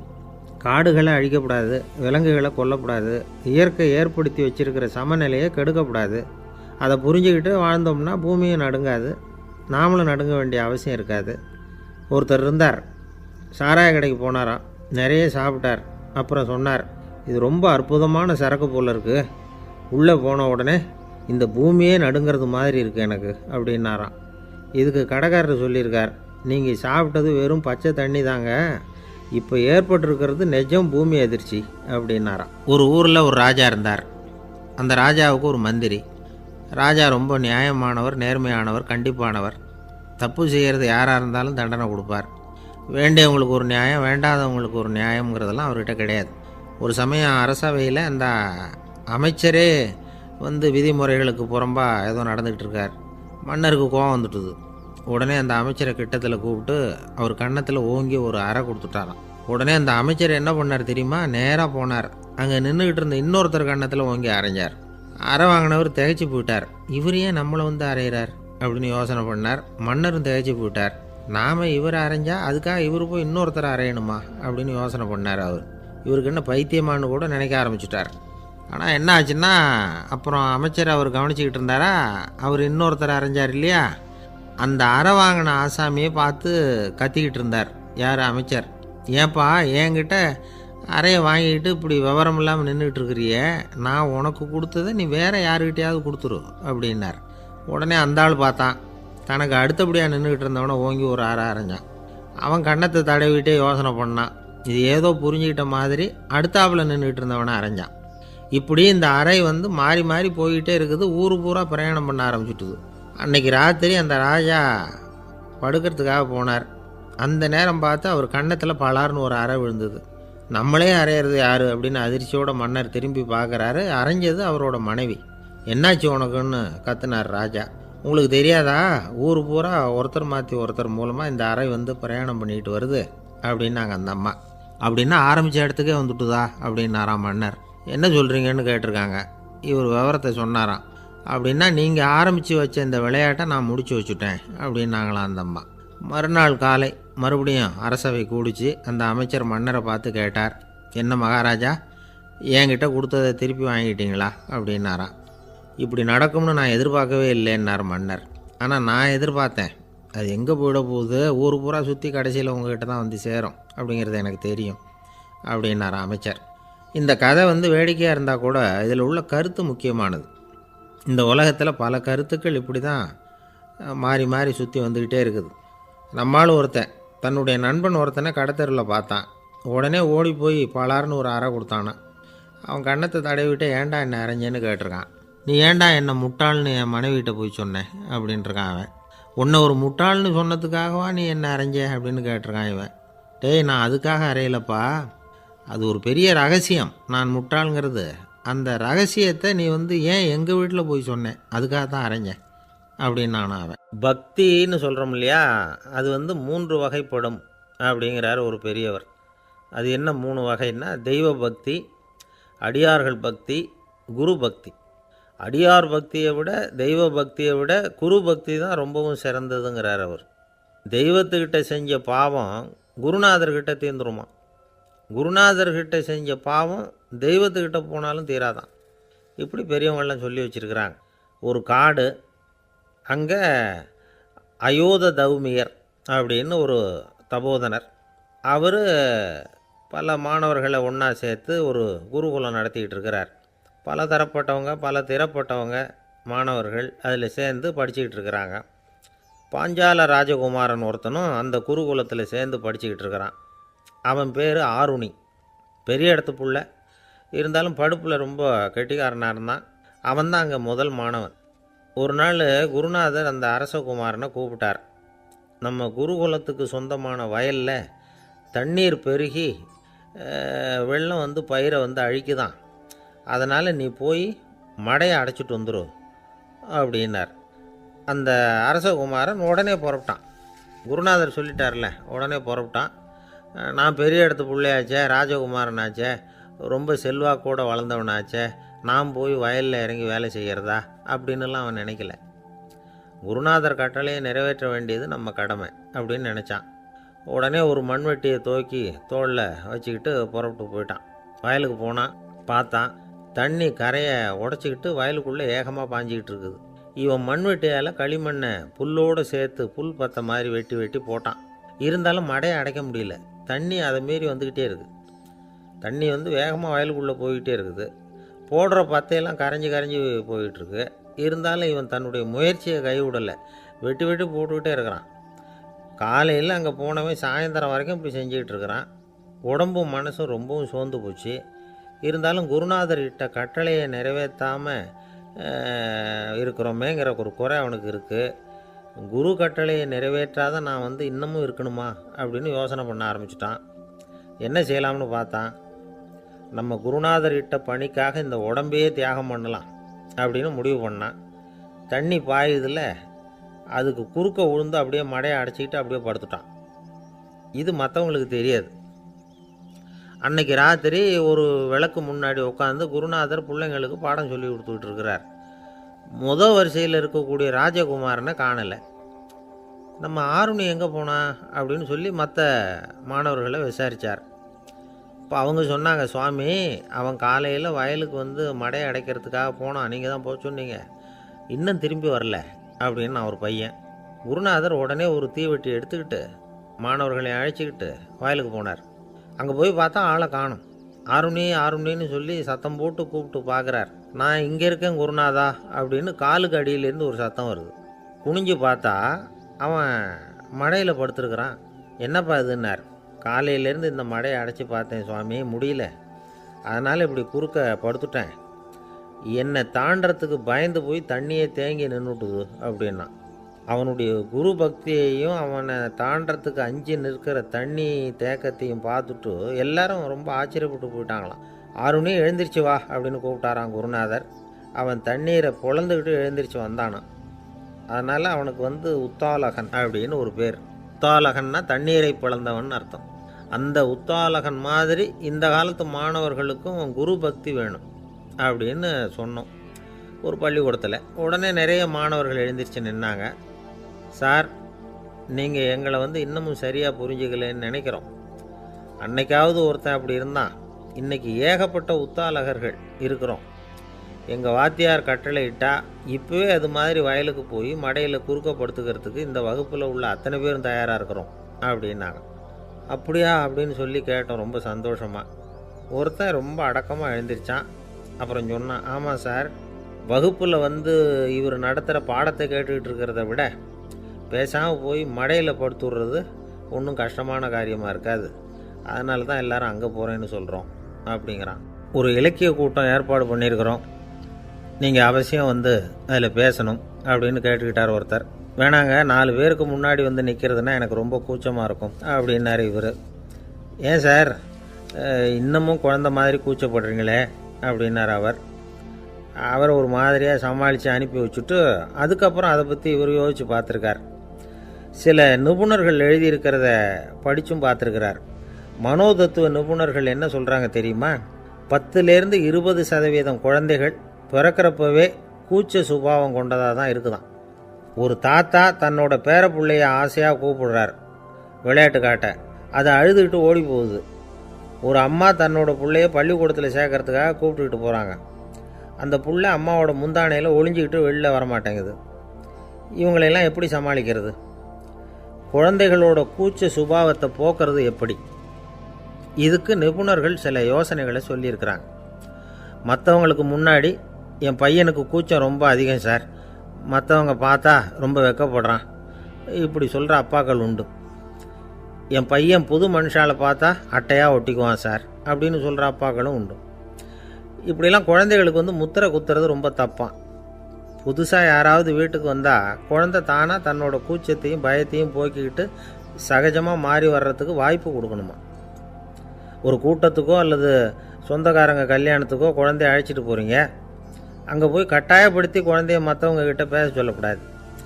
சில சமயம் குழந்தை தானாக தன்னுடைய கூச்ச சுபாவத்தை விட்டு பேசுகிறதுக்கு முன் வந்தால் அதை பாராட்டணும். குழந்தை கலகலப்பு இல்லாமல் மௌனமாக இருந்ததுன்னா அதையும் கண்டுக்கக்கூடாது. குழந்தை பேச ஆரம்பித்தா அதை ஆர்வத்தோடு கவனிக்க தெரியணும். கலந்து உரையாடுற பழக்கத்தை வீட்லேயே ஆரம்பிக்கலாம். கேட்டதுக்கு பதில் சொல் அப்படின்னு நீங்கள் அதிகாரம் பண்ணிகிட்டு இருக்கக்கூடாது. அது குழந்தைக்கு பேசுகிற சந்தர்ப்பத்தை குறைச்சிருமா. இப்போ நாம் அதிகாரம் பண்ணால் கேலி செய்கிற பழக்கம் குழந்தைகளை ரொம்ப பாதிச்சிருமா. பெரியவங்களானதுக்கு அப்புறமும் சில பேர் கூச்சத்தோடவும் பயத்தோடவும் இருக்கிறதுக்கு இதுதான் காரணம். சின்ன வயசில் அவங்கெல்லாம் ஏதாவது கேலிக்கு ஆளாகி இருப்பாங்க. 2வது குழந்தை மூத்த குழந்தைய கேலிக்கு ஆளாகிற சந்தர்ப்பங்களை கண்டு கேலி பண்ணினா அது இளம் நெஞ்சங்களை விட்டு நீங்கிறதே இல்லையா. எப்பவும் குழந்தையோட நடை உடை பாவனைகளை பற்றி சொல்லிக்கிட்டே இருக்கக்கூடாதான். அதுவே கூச்ச சுபாவத்தை கொண்டுட்டு வந்துடுமா. அப்பா எங்கேன்னு யாராவது கேட்டால் இது மாதிரி இன்ன காரியத்துக்காக வெளியில் போயிருக்கார், இத்தனை மணிக்கு திரும்பி வருவார் அப்படின்னு சொல்கிற அளவுக்கு குழந்தைகளை பழக்கப்படுத்தி வைக்கணும். ஃபோன்லேயே யாராவது விசாரித்தா கூட இது மாதிரி பதில் சொல்லு அப்படின்னு சொல்லணும். சின்ன சின்ன மீட்டிங்கில் 4 வார்த்தை பேச தயார் பண்ணலாம். ஒரு கடையிலையோ அல்லது ஹோட்டல்லையோ ஏதாவது விவரம் கேட்கணும்னா உங்கள் குழந்தைய தைரியமாக அனுப்புங்க. குழந்தைகள் பணிவாகவும் பொறுமையாகவும் விவரம் கேட்குறப்போ கூச்ச சுபாவம் தானாக போயிடும். சின்ன வயசுலேயே இப்படிலாம் பழக்கப்படுத்தினா தான் வருங்காலத்தில் தைரியமாக இந்த சமுதாயத்தில் வாழ முடியும். இல்லைன்னா 60 வயசுலேயும் அடுப்பங்கரையை விட்டு வெளில வர்றதுக்கு கூச்சப்பட்டுக்கிட்டு தான் இருக்க வேண்டியிருக்கும். இந்த காலத்து பிள்ளைங்க எவ்வளவோ பரவாயில்ல, எதுக்கும் தயங்குறதில்ல, கூச்சப்படுறதில்ல. ஒரு அம்மா அடுப்பங்கரையிலேருந்து சத்தம் போட்டாங்க, டேய் ராமு, தயவு பண்ணி அந்த டிவியை நிறுத்துறா, அந்த பெண்ணோட குரல் மகா மோசம், அடுப்பங்கரையில் இருக்கிற என்னாலேயே அதை சகிச்சிக்க முடியல அப்படின்னாங்களாம். உடனே பையன் கொஞ்சம் கூட தயங்காமல் பதில் சொல்கிறான், அம்மா, இந்த குரல் டிவியிலேருந்து வரல, எதிர்த்த விட்டு மாமி தான் இங்கே வந்திருக்கிறாங்க, அவங்க தான் இப்போ என்னோட பேசிக்கிட்டு இருக்கிறாங்க அப்படின்னு நான். ஐயா, உங்கள் பேரை தொடர்ந்து தினம் கேட்டுக்கிட்டு இருக்கிறேன் அப்படின்னார் ஒருத்தர். தொடர்ந்து கேட்குறீங்களே, உங்களுக்கு காது வலிக்கலையா அப்படின்னு கேட்டோம். பேசுகிற உங்களுக்கே வாய் வலிக்கலை அப்படிங்கிறப்போ கேட்குற எங்களுக்கு எப்படி காது வலிக்கும் அப்படின்னார். நம்ம உடம்புல ஒரு அதிசயம் என்ன தெரியுமா? ரொம்ப நேரம் நாம் நடக்கிறோம்னு வச்சுக்கோங்க, கால் வலிக்கும். ரொம்ப நேரம் வேலை செஞ்சால் கை வலிக்கும், உடம்பு வலிக்கும். ரொம்ப நேரம் பார்த்துக்கிட்டே இருந்தால் கண்ணு வலிக்கும். ரொம்ப நேரம் பேசிக்கிட்டே இருந்தால் வாய் கூட வலிக்கும். ஆனால் ரொம்ப நேரம் கேட்டுக்கிட்டே இருக்கிறதுனால காது வலிக்கிறது இல்லை. அதனால் கேட்கறதுக்கு முக்கியத்துவம் கொடுத்தாங்க நம்ம பெரியவங்க. திருவள்ளுவர் தேவையில்லாமல் வார்த்தைகளை உபயோகப்படுத்த மாட்டார். ஒரு திருக்குறள்னு எடுத்துக்கிட்டாவே அதில் மொத்தம் 7 வார்த்தைகள், அவ்வளவுதான். அப்படி 7 வார்த்தைகள் மட்டுமே உள்ள ஒரு திருக்குறளில் வள்ளுவர் ஒரே வார்த்தையை 5 தடவை உபயோகப்படுத்தியிருக்கிறார், திரும்ப திரும்ப பயன்படுத்தியிருக்கிறார். அப்படின்னா அதை எந்த அளவுக்கு வலியுறுத்தி சொல்கிறார் அப்படிங்கிறத நாம் புரிஞ்சுக்கணும். அது என்ன குறள்? செல்வத்துள் செல்வம் செவிச்செல்வம், அச்செல்வம் செல்வத்துள் எல்லாம் தலை. செவிச்செல்வம்ங்கிறது அவ்வளவு முக்கியமானது. கற்றலின் கேட்டல் நன்று. அதிகம் கேட்கணுங்கிறதுக்காக தான் எவ்வளவு கேட்டாலும் காது வலிக்கிறதில்ல. குறைச்சலாக பேசணும், அதிகமாக கேட்கணும். இன்னொரு விஷயம் கவனிங்க, நம்ம உடம்பில் கண்ணுக்கு மூடி இருக்குது, எதையாவது நாம் பார்க்க விரும்பலைன்னா உடனே கண்ணை மூடிக்கலாம். நம்ம வாய்க்கு மூடி இருக்குது, பேச விருப்பம் இல்லையா, வாயை மூடிக்கலாம். மூக்குக்கு கூட மூடிக்கிற வசதி இருக்குது, எதையாவது முகர விருப்பம் இல்லையா, மூச்சை அடக்கிக்கலாம். ஆனால் பாருங்கள், காதுக்கு மூடி கிடையாது, அதை கையால் தான் மூட முடியும். யார் என்ன சொன்னாலும் அது நல்லதோ கெட்டதோ காதில் விழுந்துக்கிட்டு தான் இருக்கும். அறிவு தான் நல்ல விஷயங்களை எடுத்துக்கிட்டு கெட்ட விஷயங்களை விட்டுடணும். நல்ல கருத்துக்கள் நம்ம காதில் நிறைய விழுந்துக்கிட்டே இருக்கணும். அதை கேட்டு நாம் நல்லபடியாக வாழணுங்கிறது தான் படைப்பின் விருப்பம்.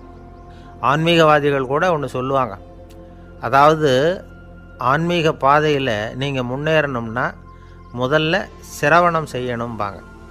அதாவது பெரியவங்க சொல்கிற நல்ல கருத்துக்களை கேட்கணும் அப்படின்னு அதுக்கு அர்த்தம். அதனால் யார் நல்ல கருத்துக்களை சொன்னாலும் அதை காது கொடுத்து கேளுங்க. இவ்வளவு கருத்துக்களையும் நம்ம நேயர் ஒருத்தர்கிட்ட சொல்லிகிட்டு இருந்தோம்.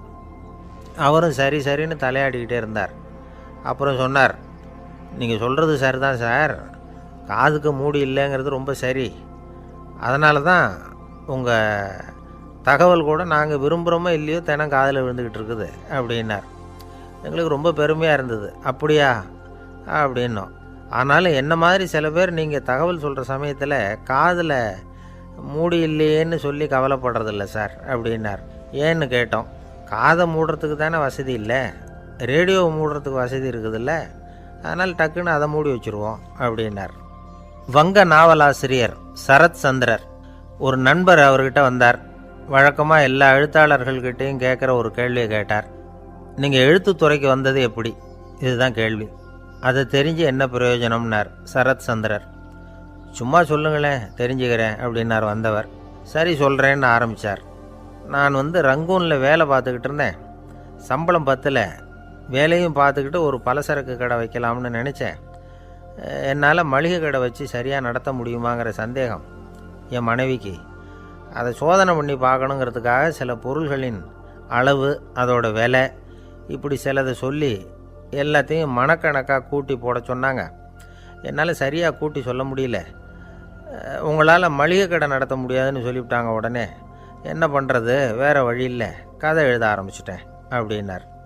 கேட்டவருக்கு சிரிப்பு வந்துட்டு தான். சரத் சந்திரர் ஒரு பக்கம் சீரியஸான நாவல்கள், சிறுகதைகள் எழுதியிருந்தாலும் அவருடைய இன்னொரு பக்கம் வேறு விதம். நண்பர்கள்கிட்ட பேசும்பொழுதும் சரி, அவர்களுக்கு கடிதங்கள் எழுதும்போதும் சரி, கேலியும் கிண்டலும் நகைச்சுவை உணர்வும் அதிகமாக இருக்கும். காந்திஜி ஒரு சமயம் கல்கத்தாவுக்கு வந்திருந்தார். தேசபக்தர்கள் பல பேர் அவர்கிட்ட பேசிக்கிட்டு இருந்தாங்க. அப்போது சரத் சந்திரரும் அங்கே இருந்தார். கிரண் சங்கர் ராய் அப்படிங்கிறவரும் அங்கே இருந்தார். அவர் சொன்னாராம், காந்திஜியோட பழகிய முதல் வங்காளி நான் தான். போயர் யுத்த காலத்தில் இவர் லண்டனுக்கு வந்திருந்தப்போ என்கிட்ட தான் வங்காள மொழி கற்றுக்கிட்டார் அப்படின்னாராம். உடனே சரத் சந்திரர் காந்திஜியை பார்த்து, இவர் உங்களுக்கு வங்காள மொழி கற்றுக் கொடுத்தது உண்மைதானா அப்படின்னாராம். ஆமான்னாராம் காந்தி. அதனால தான் உங்களால் வங்காள மொழி கற்றுக்க முடியல அப்படின்னாராம். எல்லாரும் சிரித்தாங்களாம். சரத் சந்திரர் சாம்தாபேர் அப்படிங்கிற கிராமத்தில் தங்கியிருந்தார். ஒரு இலக்கிய நிகழ்ச்சியில் கலந்துக்கிறதுக்காக. அதுக்காக ஒரு கல்கத்தாவுக்கு போக வேண்டிய சூழ்நிலை. அதுக்காக புறப்பட்டார். அந்த சமயத்தில் பின்னாடி இருந்து யாரோ அவரை கூப்பிட்டாங்க. இப்படி கூப்பிட்டவரை பார்த்து இன்னொருத்தர் யாரோ அதட்டி இருக்கிறாங்க. போகிறவரை ஏன் இப்படி கூப்பிடுறீங்க அப்படின்னு. ஏன் கூப்பிட்டா என்னன்னு கேட்டிருக்கார் சரத் சந்திரர். புறப்படுறவங்கள பின்னாடி இருந்து கூப்பிடுறது அபசகுனம், போகிற இடத்துல ஏதாவது ஆபத்து வரலாம் அப்படின்னு அதுக்கு விளக்கம் கொடுத்துருக்கிறார் அவர். உடனே சரத் சந்திரர் சொன்னாராம், இதோ இவங்க என்னை இலக்கிய கூட்டத்துக்கு அழைச்சிட்டு போகிறாங்களே, இதை விட வேறு என்ன ஆபத்து வந்துட போகுது அப்படின்னாராம். இப்படி சரத் சந்திரருக்கு இயல்பாகவே நகைச்சுவை உணர்வு உண்டு. அவருடைய நண்பர் ஒருத்தர் வீட்டுக்கு கூப்பிட்டுருந்தார். அங்கே ஒரு கச்சேரிக்கு ஏற்பாடு பண்ணியிருந்தாங்க. சரத் சந்திரருக்கு இயல்பாகவே கச்சேரியில் நீண்ட ஆலோசனையெல்லாம் கேட்குறதுக்கு பொறுமை இருக்காது. அதனால் மெதுவாக பாட போகிறவர் எப்படி அப்படின்னு கேட்டிருக்கார். அவருக்கு ரொம்ப நல்லா பாட தெரியும் அப்படின்னு சொல்லியிருக்கிறாங்க.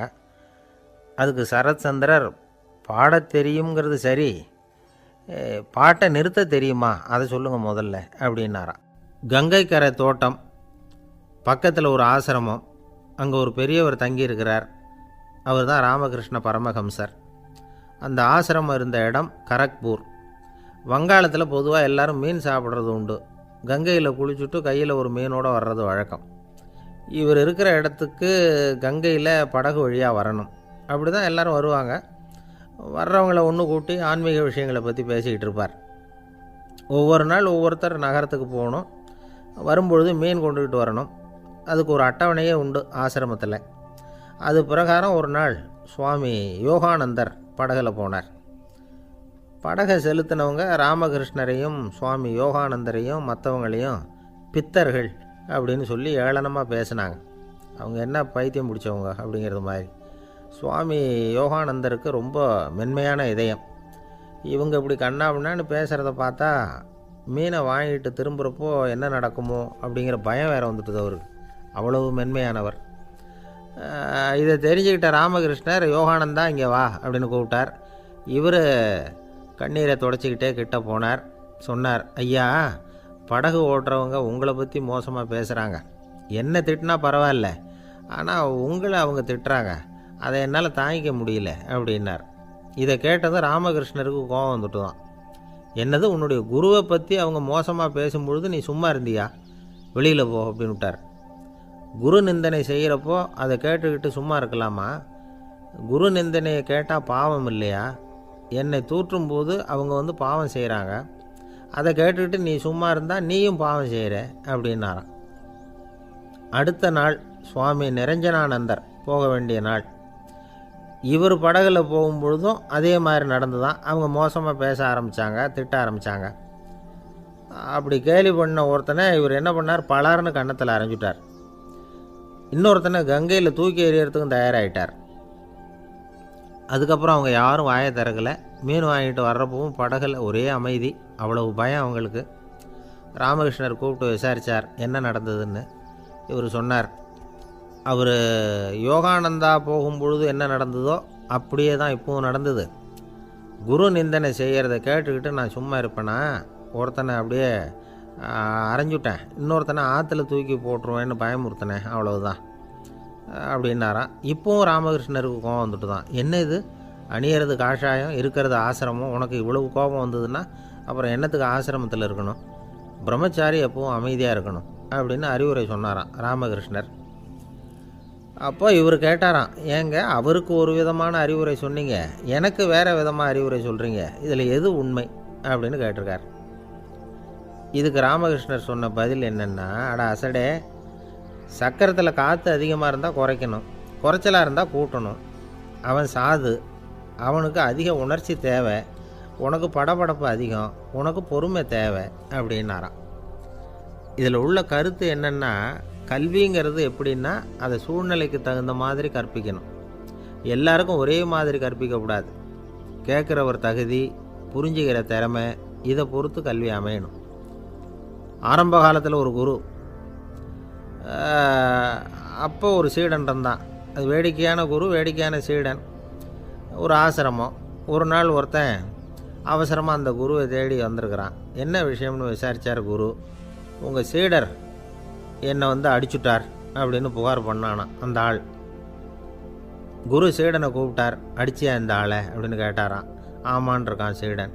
ஏன் அடிச்சே அப்படின்னு கேட்டாரான். இந்த ஆள் உங்களை பற்றி மட்டமாக பேசிவிட்டான், என்னால் அதை தாங்கிக்க முடியல, அதனால தான் அடிச்சுட்டேன்ருக்கான்.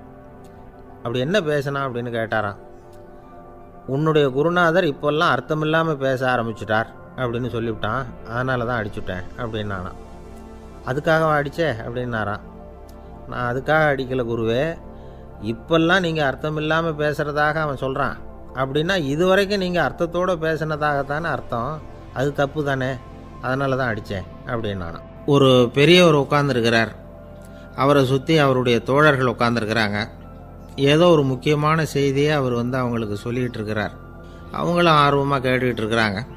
இந்த சமயத்தில் யாரோ ஒரு ஆள் வேகமாக அங்கே வர்றார். வர்ற வேகத்திலேயே எனக்கு ஏதாவது உதவி செய்யுங்க அப்படின்னு கேட்டுக்கிட்டே வர்றார். கேட்குறது உதவி, ஆனால் குரல் மிரட்டுறது மாதிரி இருக்குது, அதட்டி கேட்குறது மாதிரி இருக்குது. இதை கேட்டதும் அந்த பெரியவர் ஆத்திரப்படலை. ஆனால் அவரை சுற்றி இருந்தவங்க ஆத்திரப்பட்டாங்க. இதை பெரியவர் கவனித்தார். கொஞ்சம் அமைதியாக இருங்கன்னார். வந்தவரை கூப்பிட்டார். அவருக்கு சில பொருள்களை கொடுத்தார். என்னங்க இப்போ உங்களுக்கு மகிழ்ச்சி தானே அப்படின்னார். ஆ அப்படின்னு அலட்சியமாக அவர் சொல்கிறார். நான் உங்களை நல்ல முறையில் நடத்தினேன்னா அப்படின்னு கேட்குறாரு அவர் மறுபடியும்.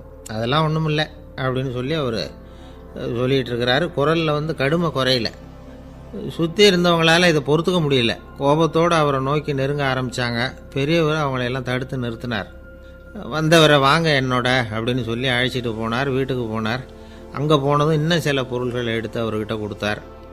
இப்போ திருப்தி தானே, நான் உங்ககிட்ட நல்ல முறையில் நடந்துக்கிட்டேனா அப்படின்னார். அவர் முகம் இப்போ தான் கொஞ்சம் மலர்ந்தது. ரொம்ப நன்றி, இறைவன் உங்கள் குடும்பத்துக்கு எல்லா நன்மைகளையும் செய்வான் அப்படின்னு சொன்னார். இதே வார்த்தைகளை என்னுடைய தோழர்கள்கிட்டே சொல்லிட்டீங்கன்னா அவங்க கோபம் தணிஞ்சிரும், வர முடியுமான்னார். கண்டிப்பாக வர்றேன் அப்படின்னாரு. மறுநாள் காலையில் அந்த இடத்துக்கு வந்தார். அதே மாதிரி சொல்லிவிட்டு அவர் போயிட்டார். தோழர்கள்லாம் ரொம்ப வியப்போடு பெரியவரை பார்த்தாங்க. அந்த பெரியவர் தான் நபிகள் நாயகம். அவர் சொன்னார், ஒருத்தன் ரொம்ப ஆசையாக ஒரு ஒட்டகத்தை வளர்த்துக்கிட்டு வந்தான். ஒரு நாள் அந்த ஒட்டகம் கயத்தை அறுத்துக்கிட்டு ஓடி போயிட்டுது. அக்கம் பக்கத்தில் இருக்கிறவங்கெல்லாம் அந்த ஒட்டகத்தை பிடிக்கிறதுக்கு முயற்சி பண்ணாங்க. அதை துரத்திக்கிட்டு ஓடினாங்க. ஒட்டகம் தாறுமாறாக ஓட ஆரம்பிச்சுது. இந்த சமயத்தில் ஒட்டகத்தை வளர்த்தவன் அங்கே ஓடி வந்தான். நீங்கள் அதை ஒன்றும் செய்ய வேணாம், விட்டுருங்க. அதோட சுபாவம் எனக்கு நல்லா தெரியும். அதை சுலபமாக என்னோடய வழிக்கு கொண்டுகிட்டு வந்துட முடியும். நான் பார்த்துக்கிறேன், விட்டுருங்கோ அப்படின்னா. எல்லாரும் விலகி போயிட்டாங்க. இவன் என்ன செஞ்சான் தெரியுமா? கொஞ்சம் புல்லை கையில் எடுத்துக்கிட்டு அந்த ஒட்டகத்தை நெருங்கினான். அவ்வளவுதான். அது ஓடி இவன் காலடியில் உட்காந்துக்கிட்டது. செல்லமாக அதை அப்படியே தடவி கொடுத்தான். முதுகில் ஏறி உட்காந்துக்கிட்டான். அது பாட்டுக்கு சாதுவாக நடந்து போகுது. இந்த கதையை நபிகள் நாயகம் தம்முடைய தோழர்களுக்கு சொல்கிறார். ஒட்டகத்தை மட்டும் இல்லை, சில மனிதர்களையும் கூட சில விதத்தில் அணுகி தான் அவர்களை சீர்திருத்த வேண்டியிருக்குது அப்படிங்கிறத அவங்களுக்கு உணர்த்தினார். இது ஒரு அழகான உளவியல் அணுகுமுறை. சில குடும்ப தலைவர்கள் கூட இந்த ஒட்டகம் மாதிரி நடந்துக்கிறது உண்டு. அப்புறம் அடங்கி போகிறதும் உண்டு. ஒரு குடும்ப தலைவர் காலையில் எழுந்திரிச்சதுலேருந்து சத்தம் போட்டு கத்திக்கிட்டு இருப்பார். பக்கத்தில் இருந்தவங்கெல்லாம் ஓடி போய் சமாதானம் பண்ணி பார்த்தாங்க. அவர் ஓயறது மாதிரி தெரியல. கடைசியில் அவர் மனைவி வந்தாங்க. நீங்கள் எல்லாம் விலகி போயிடுங்க, அவர் சுபாவம் எனக்கு தெரியும், நான் பார்த்துக்கிறேன் அப்படின்னாங்க. சரின்னு எல்லோரும் போயிட்டாங்க. சாயந்தரமாக பார்க்குறாங்க, அவர் சத்தம் இல்லாமல் ஒரு மூலையில் உட்காந்துருக்கிறார். ரொம்ப சாதுவா. ஆச்சரியமாக இருந்தது. என்னம்மா பண்ணீங்கன்னு கேட்டாங்க. அது ஒன்றும் இல்லைங்க, ஒரு வேளை சாப்பாட்டை நிறுத்தினேன், பட்னி போட்டேன், அவ்வளவுதான் அப்படின்னாங்க அந்த அம்மா. ஒரு ராஜா ஊரெல்லாம் சுற்றி பார்த்துட்டு வரலாம்னு ஒரு நாள் புறப்பட்டு போனார். ஒரு இடத்துல தறி நெசவு வேலை ரொம்ப மும்முரமாக நடந்துக்கிட்டு இருந்தது. ஒரு பெரியவர் தறியால் நெசவு வேலை செஞ்சுக்கிட்டு இருந்தார். பக்கத்தில் ஒரு அழகான பொண்ணு உட்காந்து நூலை சுற்றிக்கிட்டு இருக்குது. ராஜா அந்த பெரியவரை பார்த்து யார் இந்த பொண்ணுன்னு விசாரித்தார். ராஜா அப்படி கேட்டதும் அவருக்கு ரொம்ப பெருமையாக போயிட்டுது. ஏன்னா உட்காந்துருந்தது அவரோட மகள். அரசே, இது என்னுடைய மகள். இவ வேகமாக நூல் தெரிக்கக்கூடியவள். வைக்கோலை எடுத்து இவ தெரிச்சா கூட அது எல்லாம் பவுனிழையாக வெளியில் வரும் அப்படின்னு ஒரு ராசி இவளுக்கு அப்படின்னு ரொம்ப பெருமையாக ராஜா கிட்ட சொன்னார். ராஜா இதை கேட்டதும் அசந்துட்டார். அப்படியா, இவ்வளவு அழகும் சாமர்த்தியமும் உள்ள இந்த பொண்ணு என்னோட வரட்டுமே, இவளை என் மருமகளை ஆக்கிக்கிறேன் அப்படின்னார் ராஜா. அந்த பெரியவருக்கு ஒன்றும் புரியல. ஏதோ கொஞ்சம் பெருமையாக சொல்ல போவ அது இப்படி ஆயிட்டுதே அப்படின்னு கவலைப்பட்டார். இருந்தாலும் ராஜா பேச்ச தட்ட முடியுமா? மகளை அனுப்பி வச்சுட்டார். ராஜா அந்த பொண்ணை அரண்மனைக்கு அழைச்சிட்டு வந்தார். அங்கே ஒரு அறையில் வச்சு பூட்டி விட்டார். அந்த ரூமு நிறைய வைக்கோலை கொண்டாந்து போட்டு அடைச்சாங்க. 3 ராட்டைகள் வேறு வச்சுருந்தாங்க. நாளைக்கு பொழுது விடியறதுக்குள்ளே நீ இந்த வைக்கோலையெல்லாம் தங்க இழைகளாக மாற்றி காட்டணும். நாளைக்கு காலம்புற நான் இந்த அறை கதவை திறப்பேன். உன் தகப்பன் சொன்னது மாதிரி எல்லாம் தங்கமாக மாறி இருக்கணும், இல்லைன்னா நீ உயிர் தப்ப முடியாது அப்படின்னு உத்தரவு போட்டார். பாவம் அந்த பொண்ணு என்ன பண்ணும், பகல் பூரா அழுதுகிட்டே உட்காந்துருக்குது. ராத்திரி பூராவும் தூக்கம் வரல. மறுநாள் அதிகாலை நேரத்தில் யாரோ கதவை தட்டுற சத்தம் கேட்டுது. பயந்துக்கிட்டே கதவை திறக்கிறா. திறந்து பார்த்தா வெளியில் 3 அவலட்சணமான பெண்கள். ஒருத்திக்கு கால் அகலமாக முறை மாதிரி இருக்குது, இன்னொருத்திக்கு கட்டை விரல் கரண்டி மாதிரி பெருசாக இருக்குது, 3ஆவது பொண்ணுக்கு உதடு தடித்து ரப்பர் மாதிரி தொங்கிக்கிட்டு இருக்கு. யார் நீங்கள், உங்களுக்கு என்ன வேணும் அப்படின்னு கேட்குது இந்த பொண்ணு. நாங்கள் உங்களுக்கு உதவி செய்கிறதுக்கு தான் வந்திருக்கிறோம் அப்படின்னு சொல்லி உள்ளே வந்தாங்க. உட்காந்தாங்க. கொஞ்ச நேரத்துக்குள்ளே உள்ளே இருந்த வைக்கோலையெல்லாம் தங்க இழைகளாக மாற்றி கொடுத்துட்டு போயிட்டாங்க. காலையில் ராஜா வந்தார், பார்த்தார். ஆகா பேஷுனார். இன்னும் கொஞ்சம் வைக்கோலை கொண்டாந்து அந்த ரூமில் போட சொன்னார். இந்த வைக்கோலையும் இன்றைக்கி தங்கமாக மாற்றிவிடு, நாளைக்கு மறுநாள் உனக்கும் இளவரசனுக்கும் கல்யாணம்னு சொல்லிவிட்டார். இன்றைக்கி ராத்திரி அந்த 3 பொண்ணுங்களும் வந்தாங்க. வைக்கோலை பொண்ணு இழைகளாக மாற்றினாங்க, புறப்பட்டாங்க. இந்த பொண்ணு அவங்க காலில் விழுந்து வணங்கினா. என் உசுரை காப்பாற்றினீங்க, உங்களுக்கு நான் என்ன கைமாறு செய்ய போகிறேன் அப்படின்னா. பயப்படாத, நீ விரும்பினா எங்களுக்கு ஒரு உதவி செய்யலாம். உன்னுடைய கல்யாணத்துக்கு நாங்கள் 3 பேரும் வரோம். நீ எங்களை வரவேற்று ராஜாக்கிட்டேயும் இளவரசர்கிட்டையும் நாங்கள் உன்னோட பெரியப்பா பொண்ணுங்கன்னு சொல்லி அறிமுகப்படுத்தி வை, நாங்கள் விருந்து சாப்பிட்டுட்டு போயிடுறோம் அப்படின்னாங்க. ரொம்பவும் சந்தோஷமாக சரின்னு ஒத்துக்கிட்டா. கல்யாண நாள் வந்தது. கல்யாணம் ரொம்ப கோலாகலமாக நடந்துக்கிட்டு இருக்கு. எல்லா தேசத்து ராஜா ராணிகளும் வந்துக்கிட்டு இருக்கிறாங்க. அந்த 3 அவலட்சணமான பொண்ணுங்களும் வந்து சேர்ந்தாங்க. யார் இவங்கன்னு கேட்டார் ராஜா. என் பெரியப்பா பொண்ணுங்க அப்படின்னா அந்த பொண்ணு. காலும் உதடும் கட்டை விரலும் ஏன் இப்படி உங்களுக்கு அவலட்சணம் ஆயிட்டுது அப்படின்னு கேட்டார். அதுக்கு அந்த பொண்ணுங்க பதில் சொன்னாங்க. என்ன செய்கிறது, ஓயாமல் வைக்கோலை நூற்று ஒருத்தியோட கட்டை விரல் அப்படி கரண்டி மாதிரி ஆயிட்டுது. நாக்கில் தொட்டு தொட்டு திரிச்சதுனால ஒருத்தியோட உதடு அப்படி ஆயிட்டுது.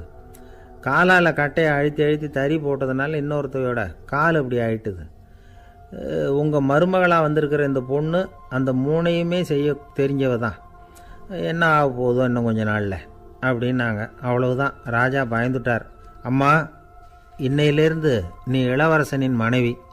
நீ எப்பவும் அழகாக இருக்கணும். அதனால் நீ இனிமேல் வைக்கோலை திரிக்கவே கூடாது அப்படின்னு உத்தரவு போட்டார். அவளை இக்கட்டான சூழ்நிலையிலேருந்து காப்பாற்றின அந்த 3 பொண்ணுங்களும் சந்தோஷமாக திரும்பி போயிட்டாங்களாம். சுவாமி சின்மயானந்தர் இந்த கதையை சொல்லியிருக்கிறார். தன்னலம் மறந்து சுயலாபத்தை தியாகம் செய்கிறது வைக்கோல்லேருந்து தங்க இழையை நூக்கிறது மாதிரி அப்படிங்கிறார் அவர். அது இருக்கட்டும், இப்போ நம்ம கதைக்கு வருவோம். ஒரு ராஜா தன்னோட மகனுக்கு சுயவரம் நடத்தினார். எல்லா தேசத்திலிருந்தும் ராஜகுமாரர்கள் வந்திருந்தாங்க. ராஜகுமாரியை கல்யாணம் பண்ணிக்கலாம்ங்கிற ஆசையில் சுயம்பர மண்டபத்திலேருந்து எல்லா ராஜகுமாரர்களும் அலறி அடிச்சுக்கிட்டு வெளியில் ஓடி வந்துக்கிட்டு இருக்கிறாங்களாம். ஏன் இப்படி எல்லாரும் மிரண்டு போய் ஓடி வர்றாங்கன்னு கேட்டார் ஒருத்தர். அதுக்கு இன்னொருத்தர் விவரம் சொன்னார். ராஜகுமாரியை இன்றைக்கி தான் அவங்க நேரில் பார்த்தாங்களாம், அதுதான் இப்படி ஓடி வந்துக்கிட்டு இருக்கிறாங்க அப்படின்னார். ஒரு தடவை நாரதர் ஒரு தெரு வழியாக போய்கிட்டு இருந்தார். வழியில் ஒருத்தர் வேத சாஸ்திரம்லாம் படிச்சுக்கிட்டு உட்காந்துருந்தார். அவர் நாரதரை பார்த்து எங்கே போயிட்டுருக்குறீங்கன்னு கேட்டார். கடவுளை பார்த்துட்டு வரலாம்னு போயிட்டுருக்கிறேன் அப்படின்னார் நாரதர். அப்படின்னா அவர்கிட்ட எனக்கு எப்போ முக்தி கிடைக்கும்னு கேட்டுட்டு வாங்களேன் அப்படின்னார் இவர். சரி, கேட்டு வரேன் அப்படின்னு சொல்லிவிட்டு நாரதர் நடந்தார். கொஞ்சம் தூரத்தில் ஒரு மரத்தடியில் ஒரு தொழிலாளி செருப்பு தைச்சிக்கிட்டு உட்காந்துருந்தார். அந்த ஆளும் அதே மாதிரி கேட்டுக்கிட்டார். எனக்கு எப்போ முக்தி கிடைக்கும்னு கடவுள்கிட்ட கேட்டுக்கிட்டு வாங்களேன்னார். அவர்கிட்டையும் சரின்னு சொல்லிவிட்டு நாரதர் நேராக வைகுண்டத்துக்கு வந்து சேர்ந்தார். கடவுளை பார்த்தார். இவங்க 2 பேரும் சொல்லி அனுப்பின விஷயத்தை பற்றி கேட்டார். அதுக்கு கடவுள் சொன்னார், அந்த செருப்பு தைக்கிற தொழிலாளி உடல் நீத்ததும் உடனே என்னை அடைவான். ஆனால் அந்த சாஸ்திரம் படித்த ஆள் இப்போதைக்கு என்கிட்ட வந்து சேர மாட்டான். அவன் இன்னமும் பல பிறவிகள் எடுத்து அங்கேயே இருக்க வேண்டியிருக்குது. எப்போ இங்கே வந்து சேருவான்னு எனக்கே தெரியாது அப்படின்னார். நாரதருக்கு இதோட ரகசியம் என்னங்கிறது புரியல. எனக்கு ஒன்றும் புரியலையேன்னாரான் கடவுள்கிட்ட. சீக்கிரம் புரிஞ்சுக்குவேன், நீ திரும்பி போகிறப்போ நான் இங்கே வைகுண்டத்தில் என்ன செஞ்சுக்கிட்டு இருக்கேன்னு கேட்டால் ஒரு ஊசியின் துவாரத்தில் ஒரு யானையை கோத்துக்கிட்டு இருக்கிறேன்னு அவங்கக்கிட்ட சொல்லு அப்படின்னார் கடவுள் சிரிச்சுக்கிட்டே. நாரதர் பூமிக்கு திரும்பினார். கடவுளை பார்த்தீங்களா, எப்படி இருக்கார் அப்படின்னு விசாரித்தார் வேத சாஸ்திரம் படித்தவர். ஓ பகவானா, அவர் யானையை ஊசியின் காதில் நுழைச்சிக்கிட்டு இருக்கிறார் பார்த்தேன்னார் நாரதர். ஊசி காதில் யானையா, அது எப்படி முடியும்? நீங்கள் சொல்கிறத நான் நம்ப மாட்டேன்னு விட்டார் அவர். சரி, இந்த ஆளுக்கு இறைவன் பேரில் நம்பிக்கை இல்லை அப்படிங்கிறத நாரதர் புரிஞ்சுக்கிட்டார். அடுத்தபடியாக அந்த தொழிலாளி இருந்த இடத்துக்கு போனார். இறைவனை பார்த்தீங்களான்னு கேட்டார் அவர். பார்த்தேன், ஒரு ஊசி துவாரத்தில் யானையை கோத்துக்கிட்டு இருந்தார் அப்படின்னு சொல்லிவிட்டு நாரதர் அந்த ஆள் முகத்தை கவனித்தார். அந்த தொழிலாளி இதை கேட்டுட்டு கொஞ்சம் கூட ஆச்சரியப்படலை. அவரால் முடியாத காரியம் கூட உண்டானார். என்ன இப்படி சொல்கிற, ஊசியின் துவாரத்தில் யானையை கோக்க முடியும்னு நீ நம்புறியா அப்படின்னு கேட்டார் நாரதர். நிச்சயமாக நம்புகிறேன்னார் அவர்.